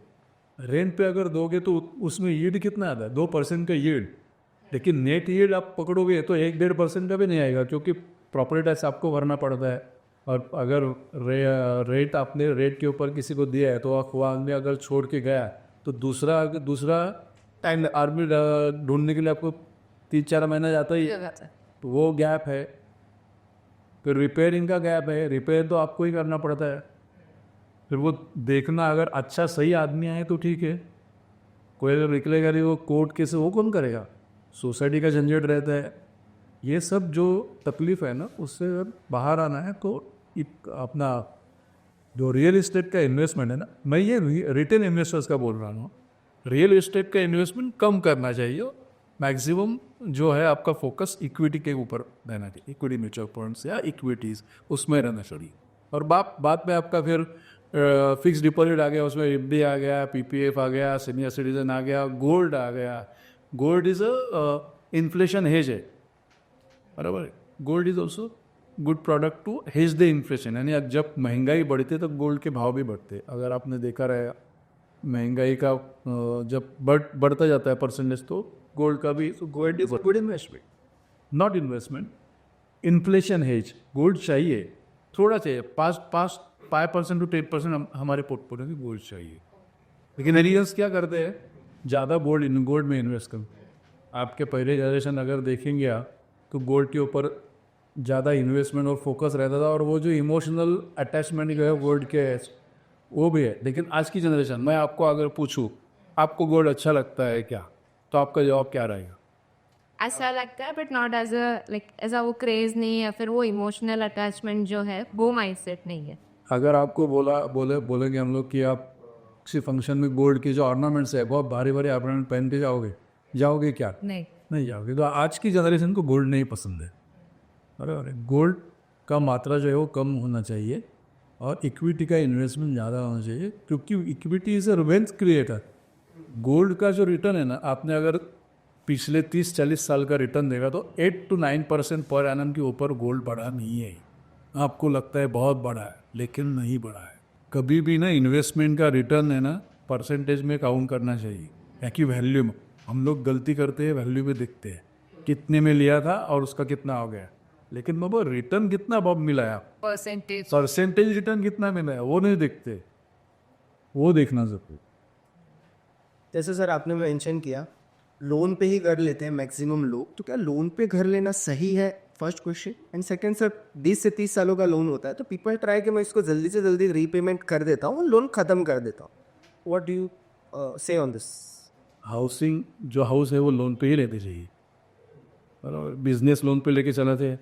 बराबर. आपको इमीडिएट पैसा आ जाता है उसका, और वो 20 ईयर्स आपको रिपे करना है, 20 या 30 ईयर्स. आप जो रिपेमेंट करते हो आप कैलकुलेट करो, आपका जो EMI है ना वो पकड़ के 35 ईयर्स का अगर पकड़ोगे तो आप मैक्सिमम डबल से थोड़ा ज़्यादा ही लोन पूरा अमाउंट रिपेमेंट करते हो, यानी लोन का अमाउंट उसके ऊपर का इंटरेस्ट. आज अगर आपने 50 लाख का लोन लिया है और समझो 48,000 या 49,000, 45 और 48,000 के बीच में आपको EMI आ रहा है, बराबर है. वो EMI 10 साल के बाद आपको कुछ नहीं लगेगा आपकी इनकम के अगेंस्ट, क्योंकि वो टाइम पे आपका इनकम भी बढ़ा रहेगा. जो लोग इमीडिएटली यानी 10 साल में 30 साल का 20 साल का लोन 8-10 साल में प्रीपे करने की कोशिश है, वो बहुत बड़ी गलती करते हैं, क्योंकि बैंक और फिनेंशियल इंस्टीट्यूशंस आपके हाउसिंग लोन का रिपेमेंट के टाइम पे इंटरेस्ट पहले रिकवर कर देते. आपको अगर रिपेमेंट करना है तो 2 साल में ही करो. लोन लिया, पैसा आया बहुत सारा, रिपेमेंट कर दो 2 साल में. 8 साल में अगर रिपेमेंट करना है तो मत करो. इससे अच्छा ये काम कर सकते हो, 30 साल का लोन दे लो, EMI ले लो, कैलकुलेट 20 साल का EMI करो, और जो डिफरेंस आता है 20 साल का ज़्यादा आएगा, 30 साल का EMI कम आएगा. वो जो डिफरेंस आता है वो SIP कर दो म्यूचुअल फंड में, इक्विटी मुख्य लॉन्ग टर्म के लिए, तो इंटरेस्ट उधर से रिकवर होता है. तो अगर आप ज़्यादा पैसा कमा रहे हो या आपके पास अगर लमसम अमाउंट आ रहा है तो instead of doing a repayment of loan users expect, क्योंकि पैसे से पैसा कमाना आना चाहिए. कुछ साल के लिए हम लोग क्लाइंट हमेशा बोलते हैं 40 साल आपकी उम्र, 40-45 साल तक आप पैसे के लिए काम करो, बाद में पैसा आपके लिए काम करना चाहिए. Money should work for you. ऐसे ही इन्वेस्टमेंट्स करके रहो. रॉबर्ट कियोसाकी का बुक पढ़ा है, रिच डैड पुअर डैड, उसने उसमें क्या बोला है कि पैसे के लिए काम हर जिंदगी के एंड तक मत करो.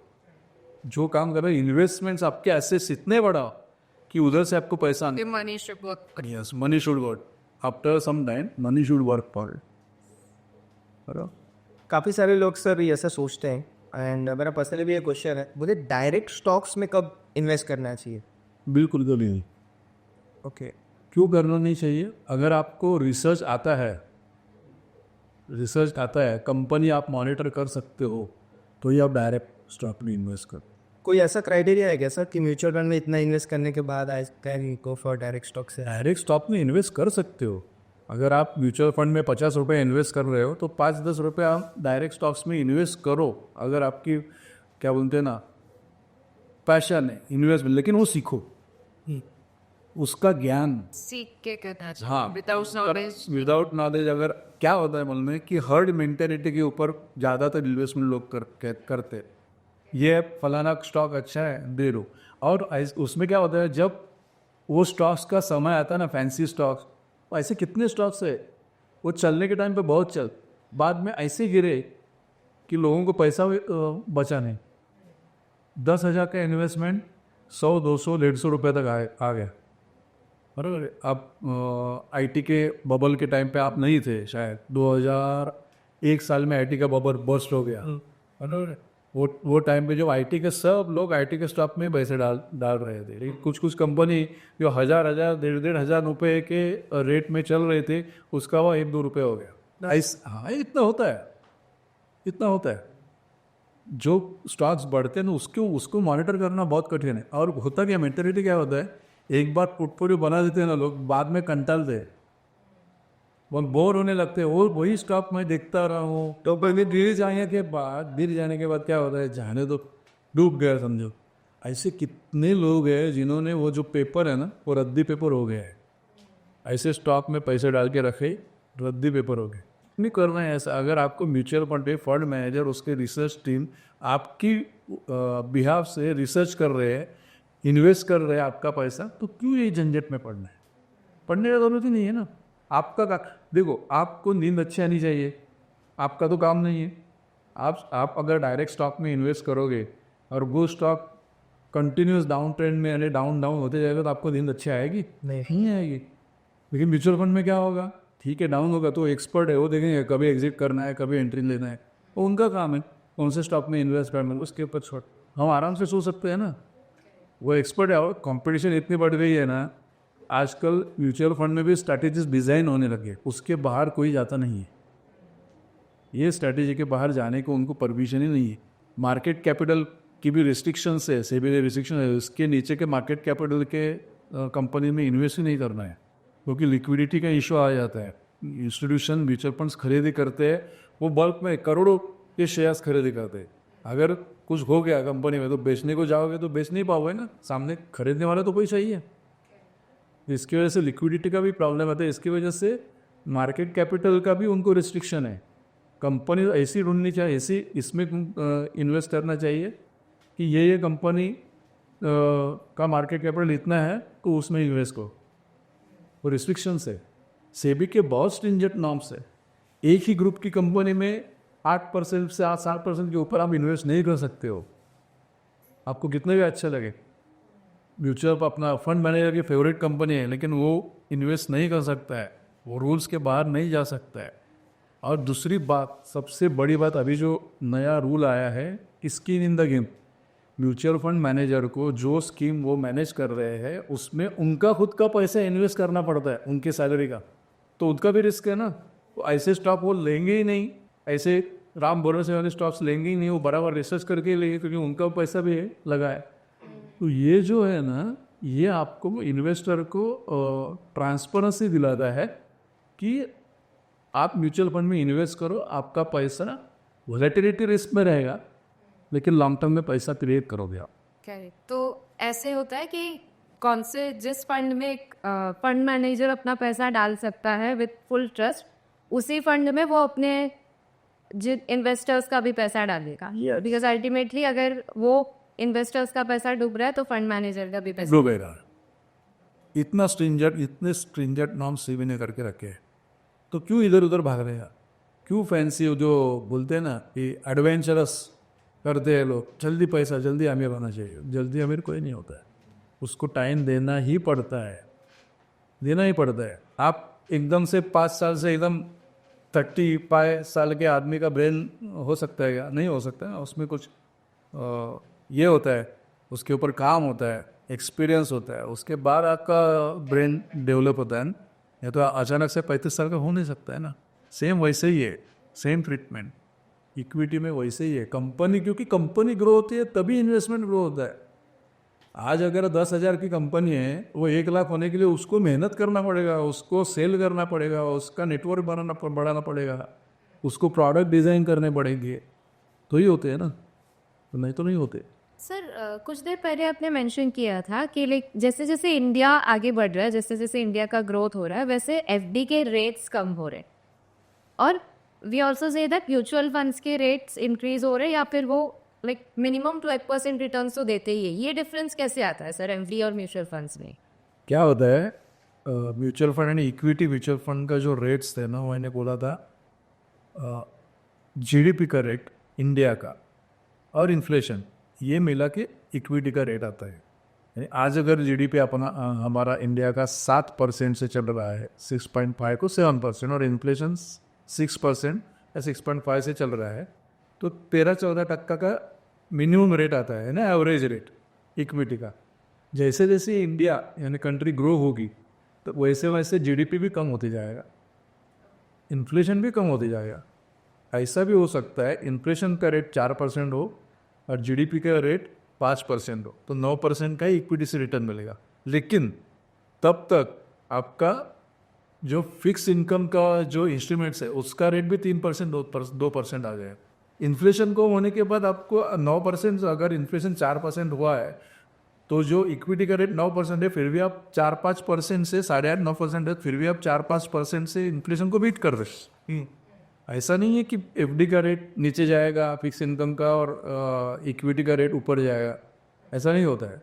जैसे जैसे कंट्री ग्रो होता है वैसे वैसे इक्विटी का रेट भी 12% जो हम लोगों ने अभी एवरेज पकड़ा है वो 9-10% वो भी हो सकता है, क्योंकि जीडीपी कम हो जाएगी, जीडीपी का रेट कम हो जाएगा और इन्फ्लेशन भी कम हो जाएगा।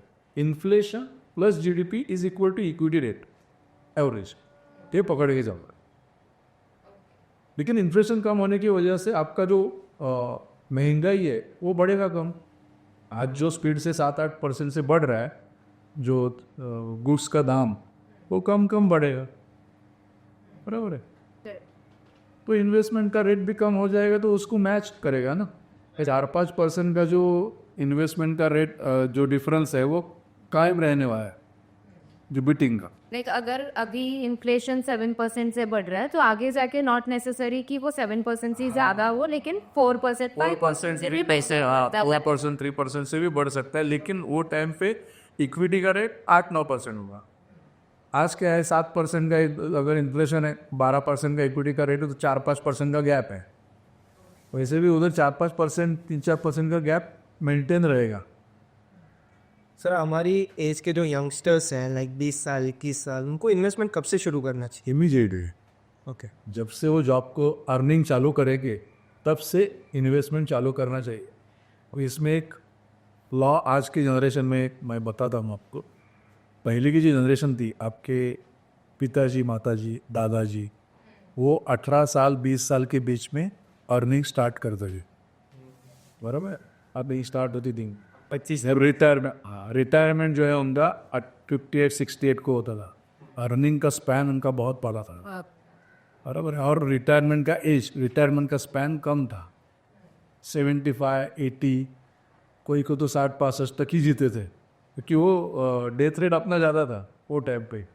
सुविधा नहीं थी मेडिकल की, डेथ रेट ज़्यादा था, उसकी वजह से वो स्पैन भी कम था, बराबर है। 15-20 साल का स्पैन था आफ्टर रिटायरमेंट। लेकिन अर्निंग का स्पैन बहुत बड़ा था, 30-40 साल तक वो जॉब करते थे। 30 पे तभी आपके पिछले वाली जनरेशन को किसी को भी पूछो, उनका जो वर्किंग स्पैन है वो 30 साल के ऊपर ही रहेगा, बराबर। लेकिन आजकल की जो नौजवान है वो 25-26 साल तक डबल ग्रेजुएट ही होते हैं, सीखते रहते हैं। 26 साल के बाद वो जॉब ढूंढते हैं, जॉब में लगते हैं। और आपको लगता है 58 साल 68 साल तक वो जॉब करेंगी? 50 साल में 50-55 साल के अंदर ही वो रिटायर हो जाएंगे, बराबर है। उनके स्पैन कितना है? 22-23 साल का ही इन्वेस्टमेंट का स्पैन है। तो उसके लिए उनको जितना जल्दी हो सके उतना इन्वेस्टमेंट चालू करने हैं। वो भी इन्वेस्टमेंट रिटायरमेंट के लिए चालू करनी, रिटायरमेंट कॉर्पस जमा करने के लिए। फर्स्ट से प्लान कर yes, first and most important goal is retirement plan. क्योंकि रिटायरमेंट के बाद आप 75-80 साल तक जिंदा रहोगे। 50 साल के उम्र में आप अगर रिटायर होते हो तो 30-35 साल आपके पास है, 25-30 साल है आपको रिटायरमेंट का स्पैन। तो वो टाइम के आपका एक्टिव इनकम बंद हो जाएगा, तो पैसिव इनकम के ऊपर ही काम चलाना पड़ेगा। और वो टाइम पे महंगे तो रुकने वाले नहीं, महंगे तो बढ़ेंगे, तो आपका लाइवलीहुड यानी एक्सपेंसेस बढ़ते जाएंगे। वो टाइम पे खर्चा करने के लिए आपके पास वो उतना तक कॉर्पस होना चाहिए। और वो कॉर्पस हम निकाल सकते हैं, कैलकुलेशंस के से निकाल सकते हैं, और हम आगे प्लान कर सकते हैं। आगे जाके अगर हमें किसी और पे डिपेंडेंट नहीं रहना है, राइट। आई थिंक अभी से प्लानिंग स्टार्ट करना। और क्या हो गया है, इंडिया में अभी न्यूक्लियर फैमिली है। लड़के लोग आपके साथ रहेंगे उसकी गारंटी नहीं है। लड़के लोग शादी के बाद लड़की हो गई तो वो दूसरे घर में ही जाने वाली है, लड़का होगा तो वो भी शादी के बाद अलग रहना चालू करता है। क्योंकि आज बहुत सारी कपल है, ओल्ड फैमिली है, उसमें से माँ और पिताजी गांव में रहते हैं और लड़का लड़की शहर में जाते हैं, बराबर। नहीं तो शहर में रहते, इंडिया में रहते हैं ओल्ड एज पीपल, माँ और पिताजी, और लड़का लड़की आउट ऑफ इंडिया और exactly. बराबर है। तो ये जो गैप है ना, वो अगर डिपेंडेंट नहीं रहना चाहते हो, अपने आप का स्टैंडर्ड ऑफ लिविंग, जो हम लोग स्टैंडर्ड ऑफ लिविंग मेंटेन कर रहे हो, वो भी मेंटेन करना चाहते हो, तो आपको रिटायरमेंट का प्लानिंग इमीडिएट करना चाहिए जब आप अर्निंग चालू करते हो। और वो जो इन्वेस्टमेंट है वो ही गोल के लिए करना चाहिए फर्स्ट, और वो नेसेसिटी है, वो वांट नहीं है, वो नेसेसिटी है। रिटायर हर कोई होने वाला है। कोई ना कोई तो होने ही वाला है। वैसे कितने रुपए से वो इन्वेस्टमेंट शुरू कर सकते हैं हम लोग? 500,000 रुपये से चालू कर सकते हैं। बट उससे वेल्थ बने। हाँ, बढ़ेगा, लॉन्ग टर्म है ना, बाद में बढ़ा सकते हो आप, जैसे जैसे इनकम बढ़ेगा वैसे वैसे बढ़ाना चाहिए। आज 500, जो मैंने आपको एग्जाम्पल दिया था, हमारे क्लाइंट जो है 2,000 रुपये से SIP चालू की जब वो जॉब में लगे, आज उनके 1-1 लाख की SIP पढ़ते हैं, क्योंकि उनको समझ में आता है कि मेरा पैसा कैसा ग्रो हो रहा है। बराबर है। आज 5 साल के बाद जब सब मार्केट 5 साल के बाद तुम्हारा पैसा ग्रो करके देता है, क्योंकि साइकिल में चलता है। 5 साल के बाद जब उनको समझ में आता है कि मेरा पैसा अच्छे से ग्रो हो रहा है, तो वो they tend to invest more. जितना पैसा ज़्यादा उनका सैलरी बढ़ता है, वो ज़्यादा से ज़्यादा इन्वेस्ट करने में विश्वास रखते हैं, और रखना भी चाहिए। क्यों करने लगे वो?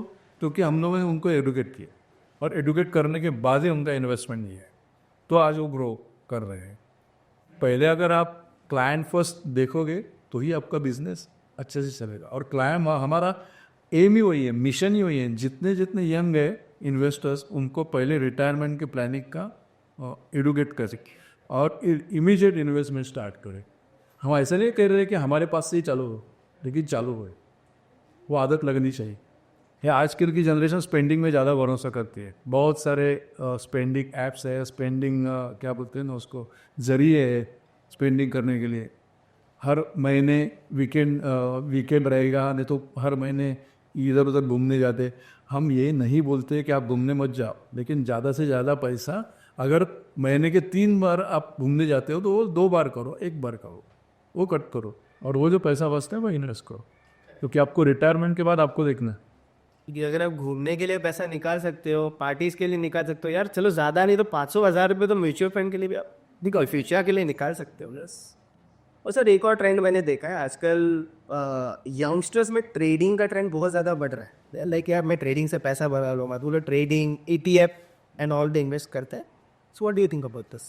ट्रेडिंग में इन्वेस्ट करना हर एक की बस की बात नहीं है। डॉक्टर मालूम है, डॉक्टर कितने साल की पढ़ाई करके पूरा जीवन वो खपा दे रहे हो, फिर भी वो डॉक्टर बनने के बाद भी उसका एक्सपीरियंस चल रहा है। We still keep practicing. They are practicing doctors, even lawyers. लेकिन उसके लिए कितनी पढ़ाई करनी पड़ती है। वैसे ही ट्रेडिंग के लिए बहुत पढ़ाई करनी पड़ती है, बाद में वो एक्सपीरियंस ले सकते हो। एक्सपीरियंस में भी पहले 3-4 साल तो घाटा ही है, वो तैयार रहता हूँ। वो जो टिकते हैं, वो डिसिप्लिन से ट्रेडिंग करते हैं, वही टिकते हैं। उसमें रिस्क बहुत ज़्यादा इम्पॉर्टेंट है। हम लोग अपने कैपिटल कितनी रिस्क लेते हैं, वो ज़्यादा इम्पॉर्टेंट है। मैं ऐसे नहीं बोल रहा हूँ कि ट्रेडिंग मत करो, ट्रेडिंग करो, लेकिन अगर आप वो प्रो हो तो, और आपकी मेहनत करने की, सीखने की, रिस्क लेने की, रिस्क मैनेज करने की कैपेसिटी हो तो ट्रेडिंग करो। पार्ट टाइम, और पार्ट टाइम नहीं चाहिए। Part-time, yes. और दूसरी बात, ट्रेडिंग में 2 ही आउटकम है, आइदर प्रॉफिट और लॉस, और लॉस ही ज़्यादा हो। मैंने अभी स्लोगन बोला, ट्रेडिंग करोगे तो डूबोगे, इन्वेस्ट करोगे तो भी बचो। ट्रेडिंग करना हर बस की बात नहीं है, और लोग यही करते हैं, ट्रेडिंग में ही ज़्यादा अपना। और वो क्या होता है ना, trading is like a gambling, आपको वो आदत लग जाती है। मैंने ऐसे बहुत सारे लोग देखे हैं, 1 लाख रुपये लेके ट्रेडिंग स्टार्ट कर दे, 2-3 महीने के अंदर पैसा सब नील हो जाता है, घर जाते हैं, बाद में वो रिवेंज रहता है, मेरा पैसा डूब गया है, ये कर्जा रिकवर दो, वो रिकवर करना ही नहीं। वो जिद रहती है ना, वो जिद के मारे वापस आ जाते हैं ट्रेडिंग में। 1 लाख रुपये इधर से उधर से जमा करके वापस आ जाते हैं, और वापस वो ट्रेडिंग करते, वापस वही विशियस सर्कल चालू रहे। क्यों करना है? मैंने बोला आपकी कोर जो है उसके ऊपर ध्यान दो, फैमिली है, फैमिली के ऊपर ध्यान दो, और जो इन्वेस्टमेंट पार्ट अलग रखो, मत उसमें आपका जो रिसर्च है वो करो, एक्सपर्ट को दे दो ना। आपका फैमिली लाइफ, आपका अपस्किलमेंट जो है आपके कोर में, वो करो, उधर से ज़्यादा इनकम अर्न करो और यहाँ इन्वेस्ट करो। This is the better thing. Index fund और ETF में लोग आजकल काफ़ी करते हैं, बहुत करते हैं, लेकिन ETF और इंडेक्स फंड क्या है, जो तुम्हारा इंडेक्स है वही स्टॉक्स में इन्वेस्ट करते हैं, उसमें वो इंडेक्स जो रिटर्न देता है ना उतना ही आपको रिटर्न मिलेगा। और जो बाकी के जो फंड मैनेजर अलग अलग large cap, mid cap, small cap, multi cap ये फंड में इन्वेस्ट करते हैं, वो अलग अलग आउट ऑफ द इंडेक्स जो कंपनीज है उसमें इन्वेस्ट करते हैं और उसमें एक्टिवली वो मैनेज करके इंडेक्स से ज़्यादा रिटर्न कमाते हैं। तो इंडिया में अभी तक ग्रोथ है, इसके लिए बाकी कंपनी इंडेक्स कंपनी से ज़्यादा बढ़ती है और वो एक्टिवली मैनेज होने के कारण वो उधर स्किल सेट है फंड मैनेजर का और उसके रिसर्च टीम का, वो ज़्यादा से ज़्यादा इंडेक्स से ज़्यादा अल्फा यानी इंडेक्स से ज़्यादा रिटर्न कमा के दे। तो एक्टिव फंड में इन्वेस्ट करना ज़रूरी है। ये इंडेक्स फंड जो है वो तो डेवलप कंट्रीज़ में ज़्यादा लोग करते हैं क्योंकि उधर एक्टिव फंड ज़्यादा चलते नहीं हैं, इंडेक्स ज़्यादा रिटर्न देते हैं, इसलिए वो लोग उधर इंडेक्स फंड में ज़्यादा इन्वेस्ट करते हैं। और वो फैशन जो है वो इधर भी आ गया है, ETF में मैं इन्वेस्ट करूँगा, उसमें तुम्हारा जो एक्सप्रेस रेशियो है वो कम लगता है क्योंकि फंड मैनेजर को कुछ करना ही नहीं है, जो स्ट्रक्चर्ड है इंडेक्स का वही स्टॉक्स में वही वेटेज में इन्वेस्ट करना है, उसको ज़्यादा कुछ करने का नहीं है, एक्टिवली मैनेज नहीं करना है। इसके लिए इंडेक्स फंड में जो इंडेक्स रिटर्न देगा उतना ही आपको इनकम होगा, रिटर्न मिलेगा। लेकिन एक्टिव फंड में इंडेक्स से ज़्यादा 3-4% और 3-4% लॉन्ग टर्म के लिए बहुत वेल्थ क्रिएट करते हैं, बहुत क्रिएट करते। तो एक्टिव इंडिया में करना है इन्वेस्ट तो एक्टिव फंड में इन्वेस्ट करना चाहिए, इंडेक्स फंड में नहीं करना चाहिए। ये हमारा ये है व्यू है, बाकी लोगों का अलग हो सकता है। हम लोग ये नहीं बोलते कि इंडेक्स फंड या ETF में इन्वेस्ट मत करो, लेकिन ये प्रोज और कौन से तो उसके। सर अगर ट्रेडर्स का सक्सेस रेट अगर हम देखना चाहें तो what percentage of traders get successful in trading, कितने लोग कमाते? 3 से 4% टोटल जो ट्रेडिंग कम्युनिटी है वो 3 से 4%, लेकिन आपको हर जगह बज़वर्ड ट्रेडिंग का ही सुनाई देगा। ये कोविड के बाद तो और ज़्यादा हो गया है और इसमें फ्यूचर ऑप्शन करने वाले बहुत है। फ्यूचर में ही ऑप्शन ट्रेडिंग करने वाले, ऑप्शन में पैसा कम लगता है लेकिन ऑप्शन में लॉसेस ज़्यादा होते हैं। 1% लोग ही पैसा ऑप्शन में कमाते हैं, वो भी स्ट्रैटेजीज अलग अलग करने के बाद, क्योंकि ऑप्शन और फ्यूचर ऐसा प्रोडक्ट है ना, वो हेज प्रोडक्ट है, इंश्योरेंस प्रोडक्ट है। आपका पोर्टफोलियो अगर 4-5 करोड़ का है, उसको हेज करने के लिए ऑप्शन यूज़ करते हैं, ऑप्शन और फ्यूचर। क्योंकि अगर मार्केट ऊपर है, आपका पोर्टफोलियो अगर 15-16% से बढ़ा है या 18-20% से बढ़ा है और अचानक मार्केट किसी कारण नीचे आ गया, तो वो जो लॉस है 7-8% का 10% वो इधर से रिकवर कर सकते हैं। इसके लिए वो ऑप्शन है, वो प्रोडक्ट है। लेकिन यहाँ क्या होता है इंडिया में, जब देखो स्पेकुलेटिव करके यूज़ करते हैं, नेकेड ऑप्शन में खेलते हैं और नेकेड ऑप्शन में लीवरेज ज़्यादा रहता है। लीवरेज यानी 1,000 आप इन्वेस्ट करोगे तो आपको 10,000 का वैल्यू का इन्वेस्टमेंट मिलता है।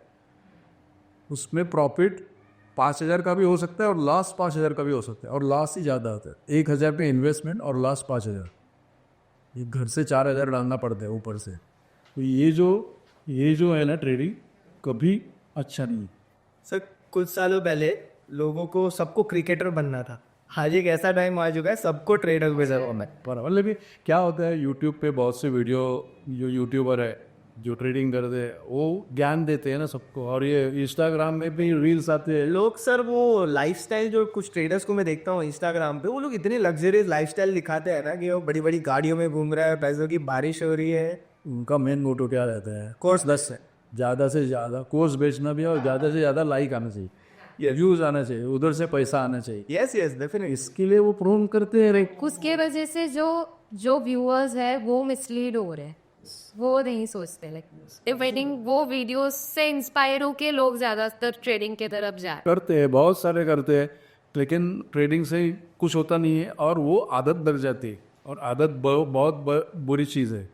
किसी में दारू की आदत, सिगरेट की आदत, ये सब बुरी है ना, वैसी ट्रेडिंग की आदत बुरी है। पर ट्रेडिंग की आदत ये बहुत बड़ी, ट्रेडिंग यानी जुआ, मतलब जुए की आदत बहुत बहुत बहुत बुरी चीज़ है, क्योंकि उसमें आपका नुकसान 1-2 रुपये का नहीं होता है, लाखों करोड़ों का होता है। घर बार ज़िंदगी उजड़ जाती है ट्रेडिंग के लॉसेस में। और ऐसे बहुत सारे 2008 में फ्यूचर ऑप्शन में ट्रेडिंग करने वाले, निफ्टी में ट्रेडिंग करने वाले 100 लॉट की ट्रेडिंग करने वाले घर बार बेच के रास्ते पे आ गए। और इसकी वजह से जो माइंडसेट आपने पूछा था ना कि बहुत सारे लोग म्यूचुअल फंड इक्विटी में इन्वेस्ट करने के लिए डरते, उसकी वजह ये है, उनके सामने जो स्टोरी लाते हैं ना, इक्विटी में स्टॉक्स में शेयर्स में इन्वेस्ट करने के बाद ये लोगों ने आत्महत्या की, ये लोग डूब गए, घरदार बेच गया, और ये स्टोरी उनके सामने आती है, वो डर है लोगों से। इसलिए ट्रेडिंग का डर होना चाहिए सबके, इसमें इन्वेस्टमेंट से डरना नहीं चाहिए। ये इन्वेस्टमेंट बहुत अच्छी बात है। दूसरी बात, इक्विटी में क्यों इन्वेस्टमेंट करना चाहिए? आप सुबह से लेकर शाम तक कोई भी आपका सामान ले, कंपनी बनाती है, अब यस टूथपेस्ट यूज़ करते हो आप, कोलगेट डुलगेट जो है H&L बनाती है, गाड़ी यूज़ करते हो, जो फुटवेयर है वो यूज़ करते हो, रोले है अपना, रिलैक्सो है, बाटा है, ये सब कंपनीज लिस्टेड है, बराबर है। शैम्पू यूज़ करते हो, बराबर है, ये सब लिस्टेड है। गाड़ी चलाते समय ऑयल यूज़ करते हो, गवर्नमेंट का oil company, Indian oil, HP का पेट्रोल भरवाते हैं ना, वो लिस्टेड है कंपनी। अगर आपने वो बंद हो गई तो आपका सब यूसेज ही बंद हो जाएगा ना। सुबह से रात तक आप जो सामान यूज़ कर रहे हो वो हर एक कोई कंपनी बना रही है, और वो कंपनी सामान आपका बेच रही है, आपको उधर से आपको प्रॉफिट हो रहा है, वो कंपनी को प्रॉफिट हो रहा है। और आपने अगर यूज़ करना बंद किया तो उनका प्रॉफिट बंद हो जाएगा। लेकिन ऐसा होगा क्या? नहीं होगा। नए नए आते, आप मोबाइल पर यूज़ करते हो, ऐप्स यूज़ करते हो, कपड़े खरीदते हो, लग्जरियस होटल्स में जाते हो, ये बिजनेसेस जो है वो बिजनेसेस जो कमाते हैं पैसा, वो आपके इसमें से कमाते हैं। इंडिया की पॉपुलेशन कितनी है? अभी 150 करोड़ हो गई, बराबर ना। बाहर के जो कंपनीज है वो इंडिया में इन्वेस्ट क्यों करना चाहते हैं? Population, consumer base. There is a consumer for everything. अगर कंज्यूमर बेस इधर है तो फिर कंपनी जो आपको माल बेच रहे उसी में हम लोग क्यों नहीं इन्वेस्ट करें? थ्रू म्यूचुअल फंड कर सकते हो ना। अगर कंपनी का प्रॉफिट बढ़ रहा है तो आपकी इन्वेस्टमेंट भी बढ़ेगी, बराबर है। सिंपल लॉजिक है, लेकिन ये लोग समझते नहीं है। लेकिन ट्रेडिंग नहीं करनी चाहिए। ट्रेडिंग में क्या है? आज प्रॉफिट है, कल लॉस है। और एक बात बता दो, जिसको 10,000 का प्रॉफिट होगा ना, वो सबको बताते घूमेगा कि मुझे 10,000 का प्रॉफिट होगा, पार्टी देगा सबको। 2,000 भी, जब 20,000 का लॉस होगा ना, चुपचाप चले जाएगा, कुछ भी बोलेगा नहीं। और वो टाइम ज़्यादा आता है 20-25 हज़ार का लॉस का, और प्रॉफिट का टाइम कम आता है। वो ट्रेडिंग इस अवॉइड है, वो जितना हो सके ट्रेडिंग अवॉइड करना चाहिए। हाँ, अगर ट्रेडिंग करनी ही है तो पूरा ज्ञान लो उसमें। 10 साल आपको सीखना पड़ेगा तो ही ट्रेडिंग कर सकते। वो इमोशन, क्योंकि इमोशनल है वो। Trading is a emotional part, emotional game. अभी तो सॉफ्टवेयर आ गए, एल्गोरिथम आ गया है, वो कंप्यूटर का दिमाग आपसे ज़्यादा चलता है, आप क्या उसके सामने रहोगे। ट्रेडिंग और इंट्राडे ट्रेडिंग में बहुत सारे लोग घुसे हुए हैं। Intraday trading, future option trading, लेकिन लॉस इतना कर दे कुछ पूछूँ। इसमें आपने कोर इसके ऊपर ध्यान दो, उधर से इनकम पैसा बढ़ाना है वो सोचो, और इन्वेस्टमेंट चुपचाप रेगुलरली डिसिप्लिन इन्वेस्टमेंट करो लॉन्ग टर्म के लिए। पैसा बनेगा ही बनेगा, ये गारंटी है, पैसा बनेगा ही। Wealth creation is a long term gift, not a short. Sir, जो शॉपकीपर्स हैं, टी स्टॉल वेंडर्स है, वेजिटेबल वेंडर्स है, जो डेली बेसिस पे अपना अर्निंग्स करते हैं, उनके लिए क्या म्यूचुअल फंड्स में कुछ ऑप्शन है अवेलेबल? है ना, अभी उनके लिए डेली SIP करके एक ऑप्शन अभी रिसेंटली बहुत सारे एम्स है चालू किया है। उसमें क्या है कि हर दिन आप पैसा इन्वेस्ट कर सकते हो, वो भी ऑनलाइन, और उसका मिनिमम इन्वेस्टमेंट क्या है? 100 रुपया। अभी ये शॉपकीपर जनरली क्या करते हैं, वो जो छोटे छोटे शॉपकीपर रहते हैं उनके पास शाम को एक पिग्मी एजेंट आ जाता है, जो पैसा उनके पास रहता है बचा हुआ, यानी बचाने का वो सोच रहे हैं, 400 रुपया, 500 रुपया, 200 रुपया, 1000 रुपया, वो उनको दे देते हैं, बराबर। वो फिर पासबुक में एंट्री करता है और चला जाता है, और उनका वो जमा होते जाता है, और जब लगता है तब वो निकाल लेते हैं उसमें से पैसा। वो सेविंग भी करते हैं, साथ साथ धंधे के साथ साथ उनका सेविंग भी होते जाता है और बढ़ती जाता है। लेकिन उसमें जो रिटर्न है, यानी इंटरेस्ट रेट, वो बहुत कम है, 3, 3.5, 4% वगैरह है। अगर ये लोग चाहते हैं कि हम लोग म्यूचुअल फंड में इन्वेस्ट करना है, हमको डेली बेसिस के ऊपर इजीली कर सकते हैं। जैसे वो डेली पैसा और पिग्मी एजेंट को देते वैसे ही यहाँ पे वो इन्वेस्ट कर सकते हैं। एक बार अकाउंट, ऑनलाइन अकाउंट खोलने के बाद उनका जो बैंक है वो बैंक लिंक हो जाता है उनके अकाउंट से, और उनके ही बैंक से डेली पैसा उनके इन्वेस्टमेंट अकाउंट में चला जाता है। 100 रुपया, 200 रुपया, 500 रुपया, और वो इमीडिएटली विड्रॉ भी कर सकते हैं जब जैसा उनको इमरजेंसी आए, जैसा पैसा लगे वर्किंग कैपिटल के लिए वगैरह के, वो इमीडिएटली विड्रॉ भी कर सकते हैं। तो 1-2 दिन में आ जाता है पैसा।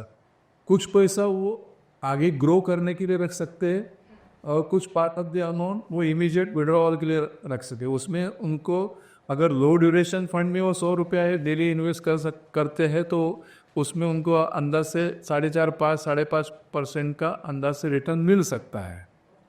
ठीक, और इसका कुछ लिमिट होता है कि इतना ही अमाउंट कर सकते हैं 100 रुपया मिनिमम, मिनिमम? मैक्सिमम कितना भी कर सकते हैं, there is no limit. SIP में, म्यूचुअल फंड में मैक्सिमम का कोई भी लिमिट नहीं है। हाँ, मतलब कम होना चाहिए। आप कल बोलोगे ब्लैक का पैसा है, ऑनलाइन ऑन अकाउंट पैसा है, वो डालो तो नहीं हो सकता है। ये सब थ्रू बैंक थ्रू ही होता है। ये भी एक म्यूचुअल फंड की खासियत है, जो भी पैसा है वो सब बैंक थ्रू बैंक अकाउंट से ही इन्वेस्ट होता है, कैश में कोई भी इन्वेस्ट नहीं होता है। तो ट्रांसपेरेंसी रहती है, तो ये वो कर सकते हैं।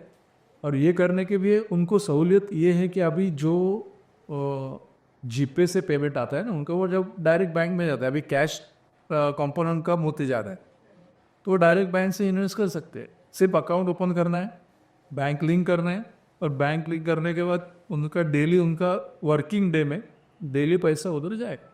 100 रुपया दिन का भी बोलोगे तो 20 दिन का 6,000 रुपया होता है। 6,000 रुपया इन्वेस्ट होता है, सॉरी 2,000 होता है।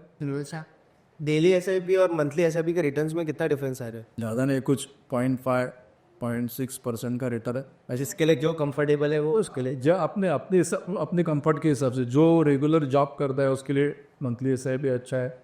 जो ऐसा छोटे छोटे शॉपकीपर है, ठेले वाले हैं, उनके लिए ये डेली SIP का कंसेप्ट बहुत अच्छा है, डाल सकते हैं। और वो भी रिस्क फ्री, यानी कम रिस्क, बहुत मिनिमम रिस्क के प्रोडक्ट में भी डाल सकते हैं। जैसे कि लो ड्यूरेशन फंड, जो कमर्शियल पेपर में इन्वेस्ट करते हैं, 90 डेज़ के जो कंपनीज के पेपर्स रहते हैं, उनको जो वर्किंग कैपिटल के लिए पैसा लगता है कंपनीज को, वो 90 डेज़ के पेपर निकालते हैं, तो उसमें वो इन्वेस्ट करते हैं। लो ड्यूरेशन फंड वाले छोटे छोटे टेन्योर के जो बॉन्ड्स रहते हैं उसमें इन्वेस्टमेंट करते हैं, और उसमें से वो जो इंटरेस्ट आता है वो ये पास ऑन होता है इन एक्सपेंसेस काट के। आज से 10 साल बाद आप म्यूचुअल फंड इंडस्ट्री को कहाँ देखते हो सर? हाँ, अभी देखो म्यूचुअल फंड इंडस्ट्री कितनी ग्रो कर रही है पिछले 10 साल में, वो आपको पहले देखना है। आज म्यूचुअल फंड इंडस्ट्री का जो AUM है वो 70 लाख करोड़ है। कितना? 70 lakh crore. Monthly SIP book 211 crore है, मंथली SIP बुक। 10 साल पहले कुछ 6 गुना बढ़ा है, 10 साल पहले से 6 गुना, आज 70 लाख करोड़ का बुक हो गया है। आगे 10 साल यानी 22% का CAGR, यानी 22% हर साल बढ़ा है म्यूचुअल फंड का इन AUM। अगर हम यही रेट अगर सोचते हैं, ध्यान में रखते हैं, तो अगले 10 साल में 6 गुना बढ़ा है। अगर पिछले 10 साल में, तो अगले 10 साल में अगर 6 गुना बढ़ेगा तो 70 का कितना होगा? 420 लाख। तो उतनी बड़ी इंडस्ट्री है ये 10 साल में इतना ग्रोथ हो सकता है। और कैसा है, जो 10 साल में बढ़ता है ना, वो अगले 10 साल में नहीं बढ़ता है, वो 5 साल में ही कंप्लीट करता है। वही पूछने वाला था जब पिछले 10 साल में जो बढ़ा है वो 5 साल में ही आगे बढ़ेगा। यानी मेरा तो अनुमान है अगले 5-6 साल में ही 420 लाख करोड़ में हो जाएगी इंडस्ट्री। ये इतनी पोटेंशियल है। और उसके पीछे भी जो एजेंट म्यूचुअल फंड डिस्ट्रीब्यूटर है, आज की तारीख में 1,40,000 है, और LIC एजेंट कितने हैं? 14 लाख के ऊपर। वो जो रेशियो है ना, एक LIC एजेंट, एक म्यूचुअल फंड डिस्ट्रीब्यूटर अगेंस्ट एक LIC एजेंट, 14 LIC एजेंट के पीछे एक म्यूचुअल फंड डिस्ट्रीब्यूटर है। और आज इन्वेस्टर्स कितने हैं? कुछ 5-6 करोड़ है। 10 साल में 40 करोड़ होंगी, तो 5-6 करोड़ के लिए 1,40,000 म्यूचुअल फंड डिस्ट्रीब्यूटर है। सिर्फ 40 करोड़ हो जाएगा तो कितना ये गैप कितना है? और ये गैप भरने के लिए म्यूचुअल फंड डिस्ट्रीब्यूटर, नए नए म्यूचुअल फंड डिस्ट्रीब्यूटर्स की ज़रूरत है। और हम लोगों ने B2B भी कंसेप्ट चालू किया है। ओके, जो हमारा रत्नागिरी में हम लोगों ने चालू किया है, यानी हमारे जैसे ही डिस्ट्रीब्यूटर्स हम लोग हमारे नीचे अपॉइंट करते हैं। ओके, कोक्कण का जो रत्नागिरी डिस्ट्रिक्ट है, उधर हमारा ऑफिस है। 2 साल पहले 3 साल पहले हम लोगों ने उधर चालू किया। आज हमारे अंडर करीबन 50-60 डिस्ट्रीब्यूटर्स जमा हुए हैं। सर वेल्थ तो क्रिएट हो जाएगा, जैसे आपने कहा लाइक इन्वेस्टमेंट्स का जितना ज़्यादा अवेयरनेस बढ़ते जाता है वैसे वैसे लाइक लोग वेल्थ क्रिएशन के तरफ आ रहे हैं और वेल्थ क्रिएट हो जाएगा।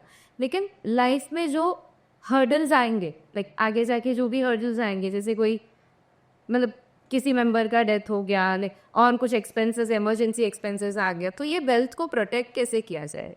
या this a very good question. कोई इसके बारे में सोचता नहीं है, बिल्कुल सोचता नहीं है, क्योंकि क्या है, हमारे इधर सिर्फ वेल्थ कमाने के ऊपर ही फोकस कर दे। वेल्थ कमाना जितना ज़रूरी है उससे ज़्यादा ज़रूरी है वेल्थ को प्रोटेक्ट करना। अगर आप कोई गोल्ड लोन लोग लेते हैं, गोल्ड गिरवी रख के जो लोन लेते हैं, वो फॉर्म जब भरते हैं एप्लीकेशन फॉर्म, उसमें रीज़न लिखा जाता है कि गोल्ड लोन क्यों ले रहे हो। उसमें से 80% रीज़न मेडिकल इमरजेंसी के है। कोई उनका सगे वाला हॉस्पिटल में भर्ती हो गया है और हॉस्पिटल का बिल जो है वो इतना हो गया कि उनके पास पैसे नहीं है देने के लिए। वो कहाँ से लाए?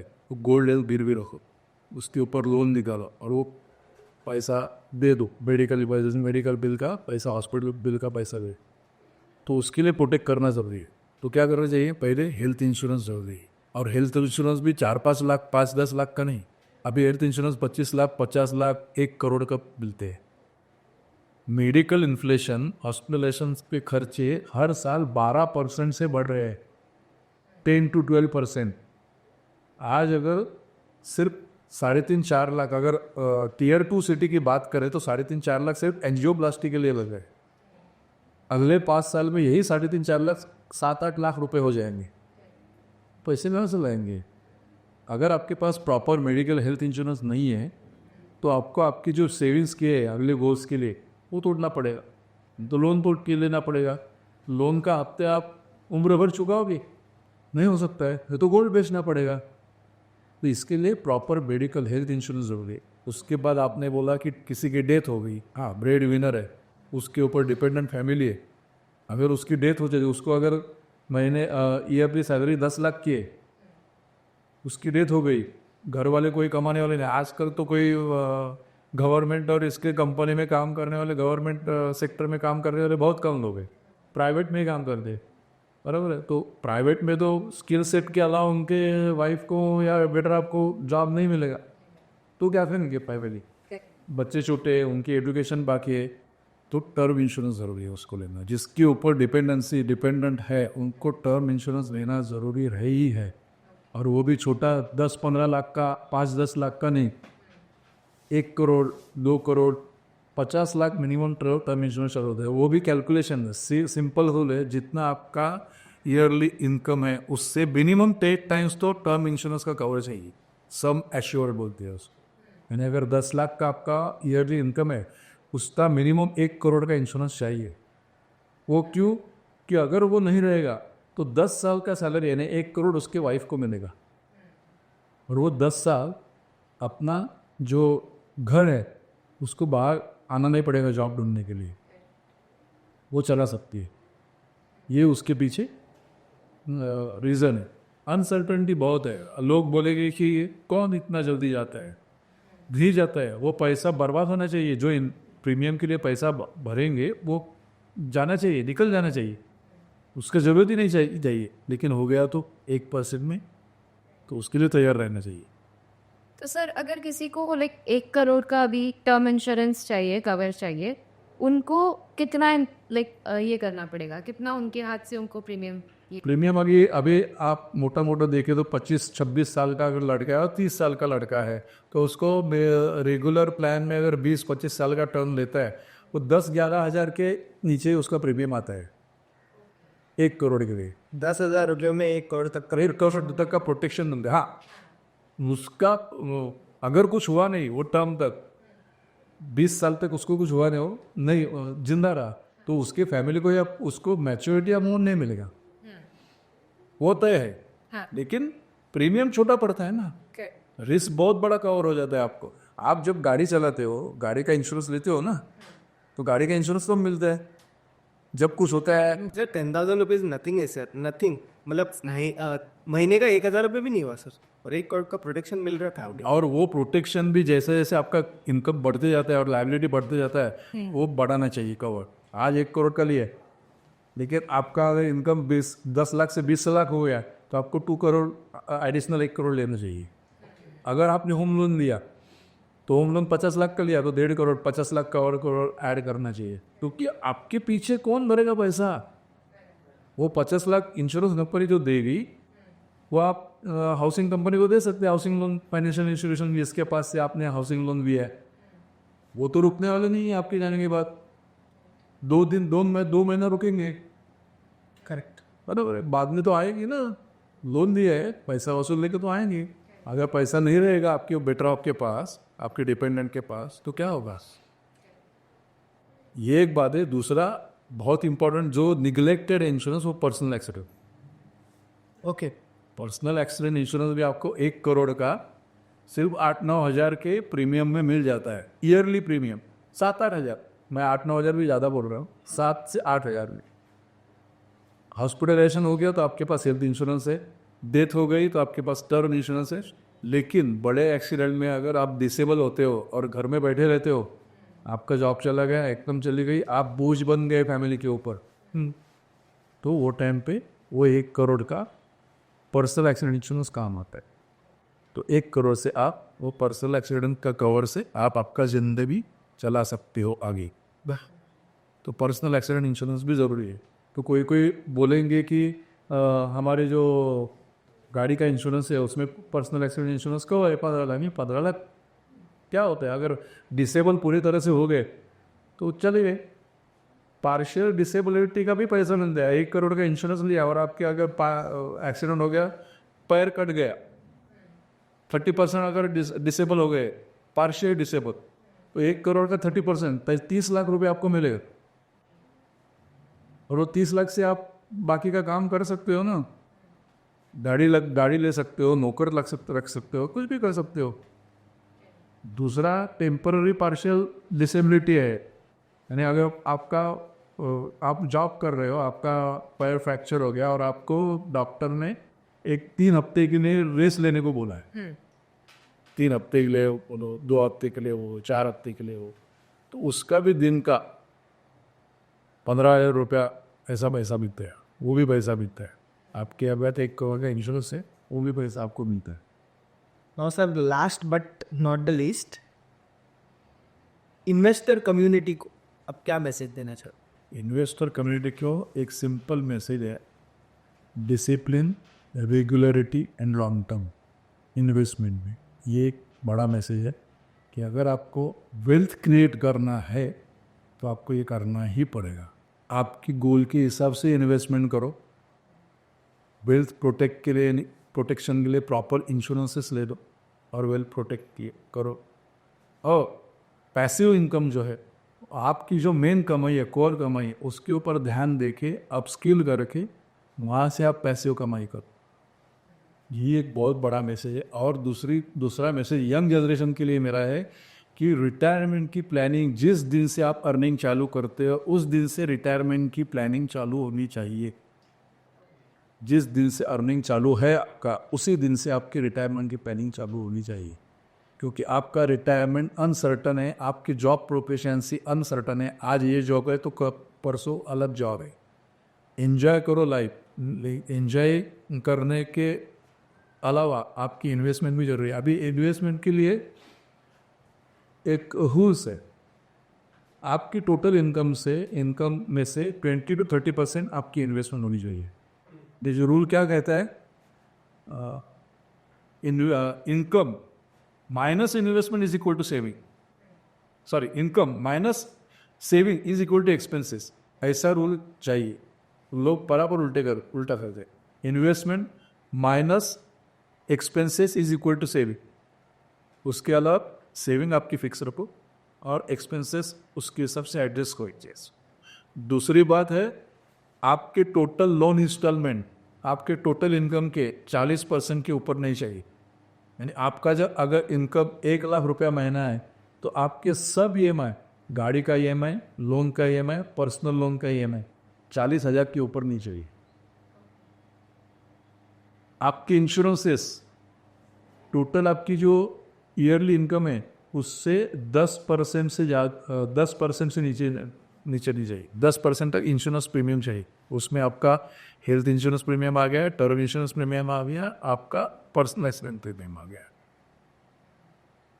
वो अगर रहोगे तो ये आपका जीवन जो फिनेंशियल लाइफ है वो अच्छा जाएगा। पिरामिड है, फिनेंशियल लाइफ अब पिरामिड है। बहुत एकदम नीचे जो है पिरामिड के नीचे प्रोटेक्शन है इंश्योरेंस से, उसके ऊपर इमरजेंसी फंड है। इमरजेंसी फंड यानी आपका जो महीने का खर्च है उसका 6 टाइम महीने का खर्चा आपका लिक्विड में होना चाहिए। कोविड के टाइम में बहुत सारे लोगों की जॉब चले गए लेकिन उनके पास इमरजेंसी फंड नहीं था। अगर आपका महीने का खर्चा 50,000 है तो 3 लाख रुपए आपका बाजू में होना चाहिए। कल जॉब भी चला जाए तो जॉब ढूंढने में 2-3 महीना लगेगा, तो आपके खर्चे चलने चाहिए। वही वजह से फंड सेकंड लेयर है। Third layer investment as per goals. Short term goal है तो FD RD इसमें इन्वेस्ट करो। लॉन्ग मीडियम टर्म गोल है तो मिक्स करो FD RD, फिक्स इनकम और इक्विटी। लॉन्ग टर्म गोल है तो इक्विटी ले लो पूरा, राइट। और उसके बाद में passing the wealth to next generation, legacy, will create करो। आपके रहते हुए विल क्रिएट करो और वो दूसरे को पास होना, आपके नेक्स्ट जनरेशन को पास होना चाहिए। आपके लव्ड वंस को, जिसको आप चाहते हो वैसा पास होना चाहिए, तो आपको विल क्रिएट करना चाहिए। जो आपने विल क्रिएट किया है और अगले जनरेशन को विल पास ऑन होना चाहिए बराबर से। नहीं तो क्या विदाउट विल फिर झगड़े हो जाते हैं, टाइम लगता है, पासिंग नहीं, वो पैसा वैसे वैसे पड़े रहते हैं। आज इंडिया में इतने सारे लाइफ इंश्योरेंस पॉलिसीज के पैसे, बैंक डिपॉजिट, डॉर्मेंट अकाउंट के पैसे, इतने पैसे पड़े हैं जिसको कोई क्लेम ही नहीं कर रहा है और कोई डिस्प्यूट में पड़े रहे, ये लीगेसी के डिस्प्यूट में। ये भी आपकी ज़रूरत है।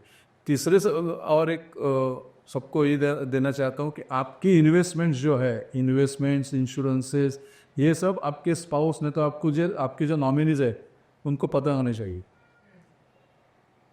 दूसरा, नॉमिनी, हर एक इन्वेस्टमेंट में नॉमिनी चाहिए ही चाहिए। अभी सेबी ने तो कंपलसरी किया है, मैंडेटरी किया है, इक्विटी म्यूचुअल फंड के इन्वेस्टमेंट में नॉमिनी कंपलसरी, तो नॉमिनी कंपलसरी चाहिए ही चाहिए। क्योंकि नॉमिनी कंपलसरी होने के बाद भी nominee is not a sole enjoyable person, यानी उसके डेथ के बाद नॉमिनी के पास सिर्फ वो वेल्थ क्रिएट ले सकता है, वो एंजॉय नहीं कर सकता है वेल्थ। इसके लिए विल की ज़रूरत है पूरा पास ऑन होने की। तो यही मेरा कहना है, ज़्यादा से ज़्यादा इन्वेस्टमेंट के ऊपर फोकस करो। अपने पर्सनल लाइफ के ऊपर, आपकी अर्निंग कैसे बढ़ेगी उसके ऊपर फोकस करो। ट्रेडिंग बीडिंग के इसमें जाओ मत। मैं वापस से बोल रहा हूँ, ट्रेडिंग करोगे तो डूबोगे, इन्वेस्टमेंट करोगे तो बचोगे। Thank you so much sir, आपने बहुत सारी चीज़ें शेयर की आज हमारे साथ। एंड आई बिलीव जितने भी व्यूअर्स ये पॉडकास्ट देख रहे हैं को म्यूचुअल फंड से रिलेटेड काफ़ी क्लैरिटी आई होगी कि यार इन्वेस्टमेंट हर कोई कर सकता है, 500,000 से शुरू कर सकता है। इंश्योरेंस का भी टॉपिक हमने कवर किया, कैसे ऐसे इंश्योरेंस है जो सबके पास होने ही चाहिए। अपार्ट फ्रॉम दिस हमने स्टॉक मार्केट के ऊपर बात की, IPOs के ऊपर बात की, ETF के ऊपर बात की, बहुत सारे टॉपिक्स कवर किए। Thank you so much sir, इतनी सारी नॉलेज हमारे साथ शेयर करने के लिए। आई बिलीव सब कुछ हम एक पॉडकास्ट में कवर नहीं कर सकते, तो आने वाले टाइम में हम आपके साथ चाहेंगे सर एक और पॉडकास्ट करें। Thank you very much Parth and Shweta. आपने मेरा पॉडकास्ट से ये पॉडकास्ट से ज़्यादा लोगों तक मैं नॉलेज जो मेरा है आज अभी तक का वो शेयर कर सका हूँ। It's my pleasure talking with you. Thank you very much. Thank you sir. If you are from Ratnagiri and अगर आप चाहते हो कि आप म्यूचुअल फंड डिस्ट्रीब्यूटर बनो या ये फील्ड में एंटर करो, तो आप भरत सर को डेफिनेटली कांटेक्ट कर सकते हो। Contact details are on your screen. Apart from this, mutual fund से रिलेटेड भी अगर आपको कोई भी क्वेरी है, you can definitely contact sir, वो आपके नाम जरूर सॉल्व करेंगे। Thank you so much.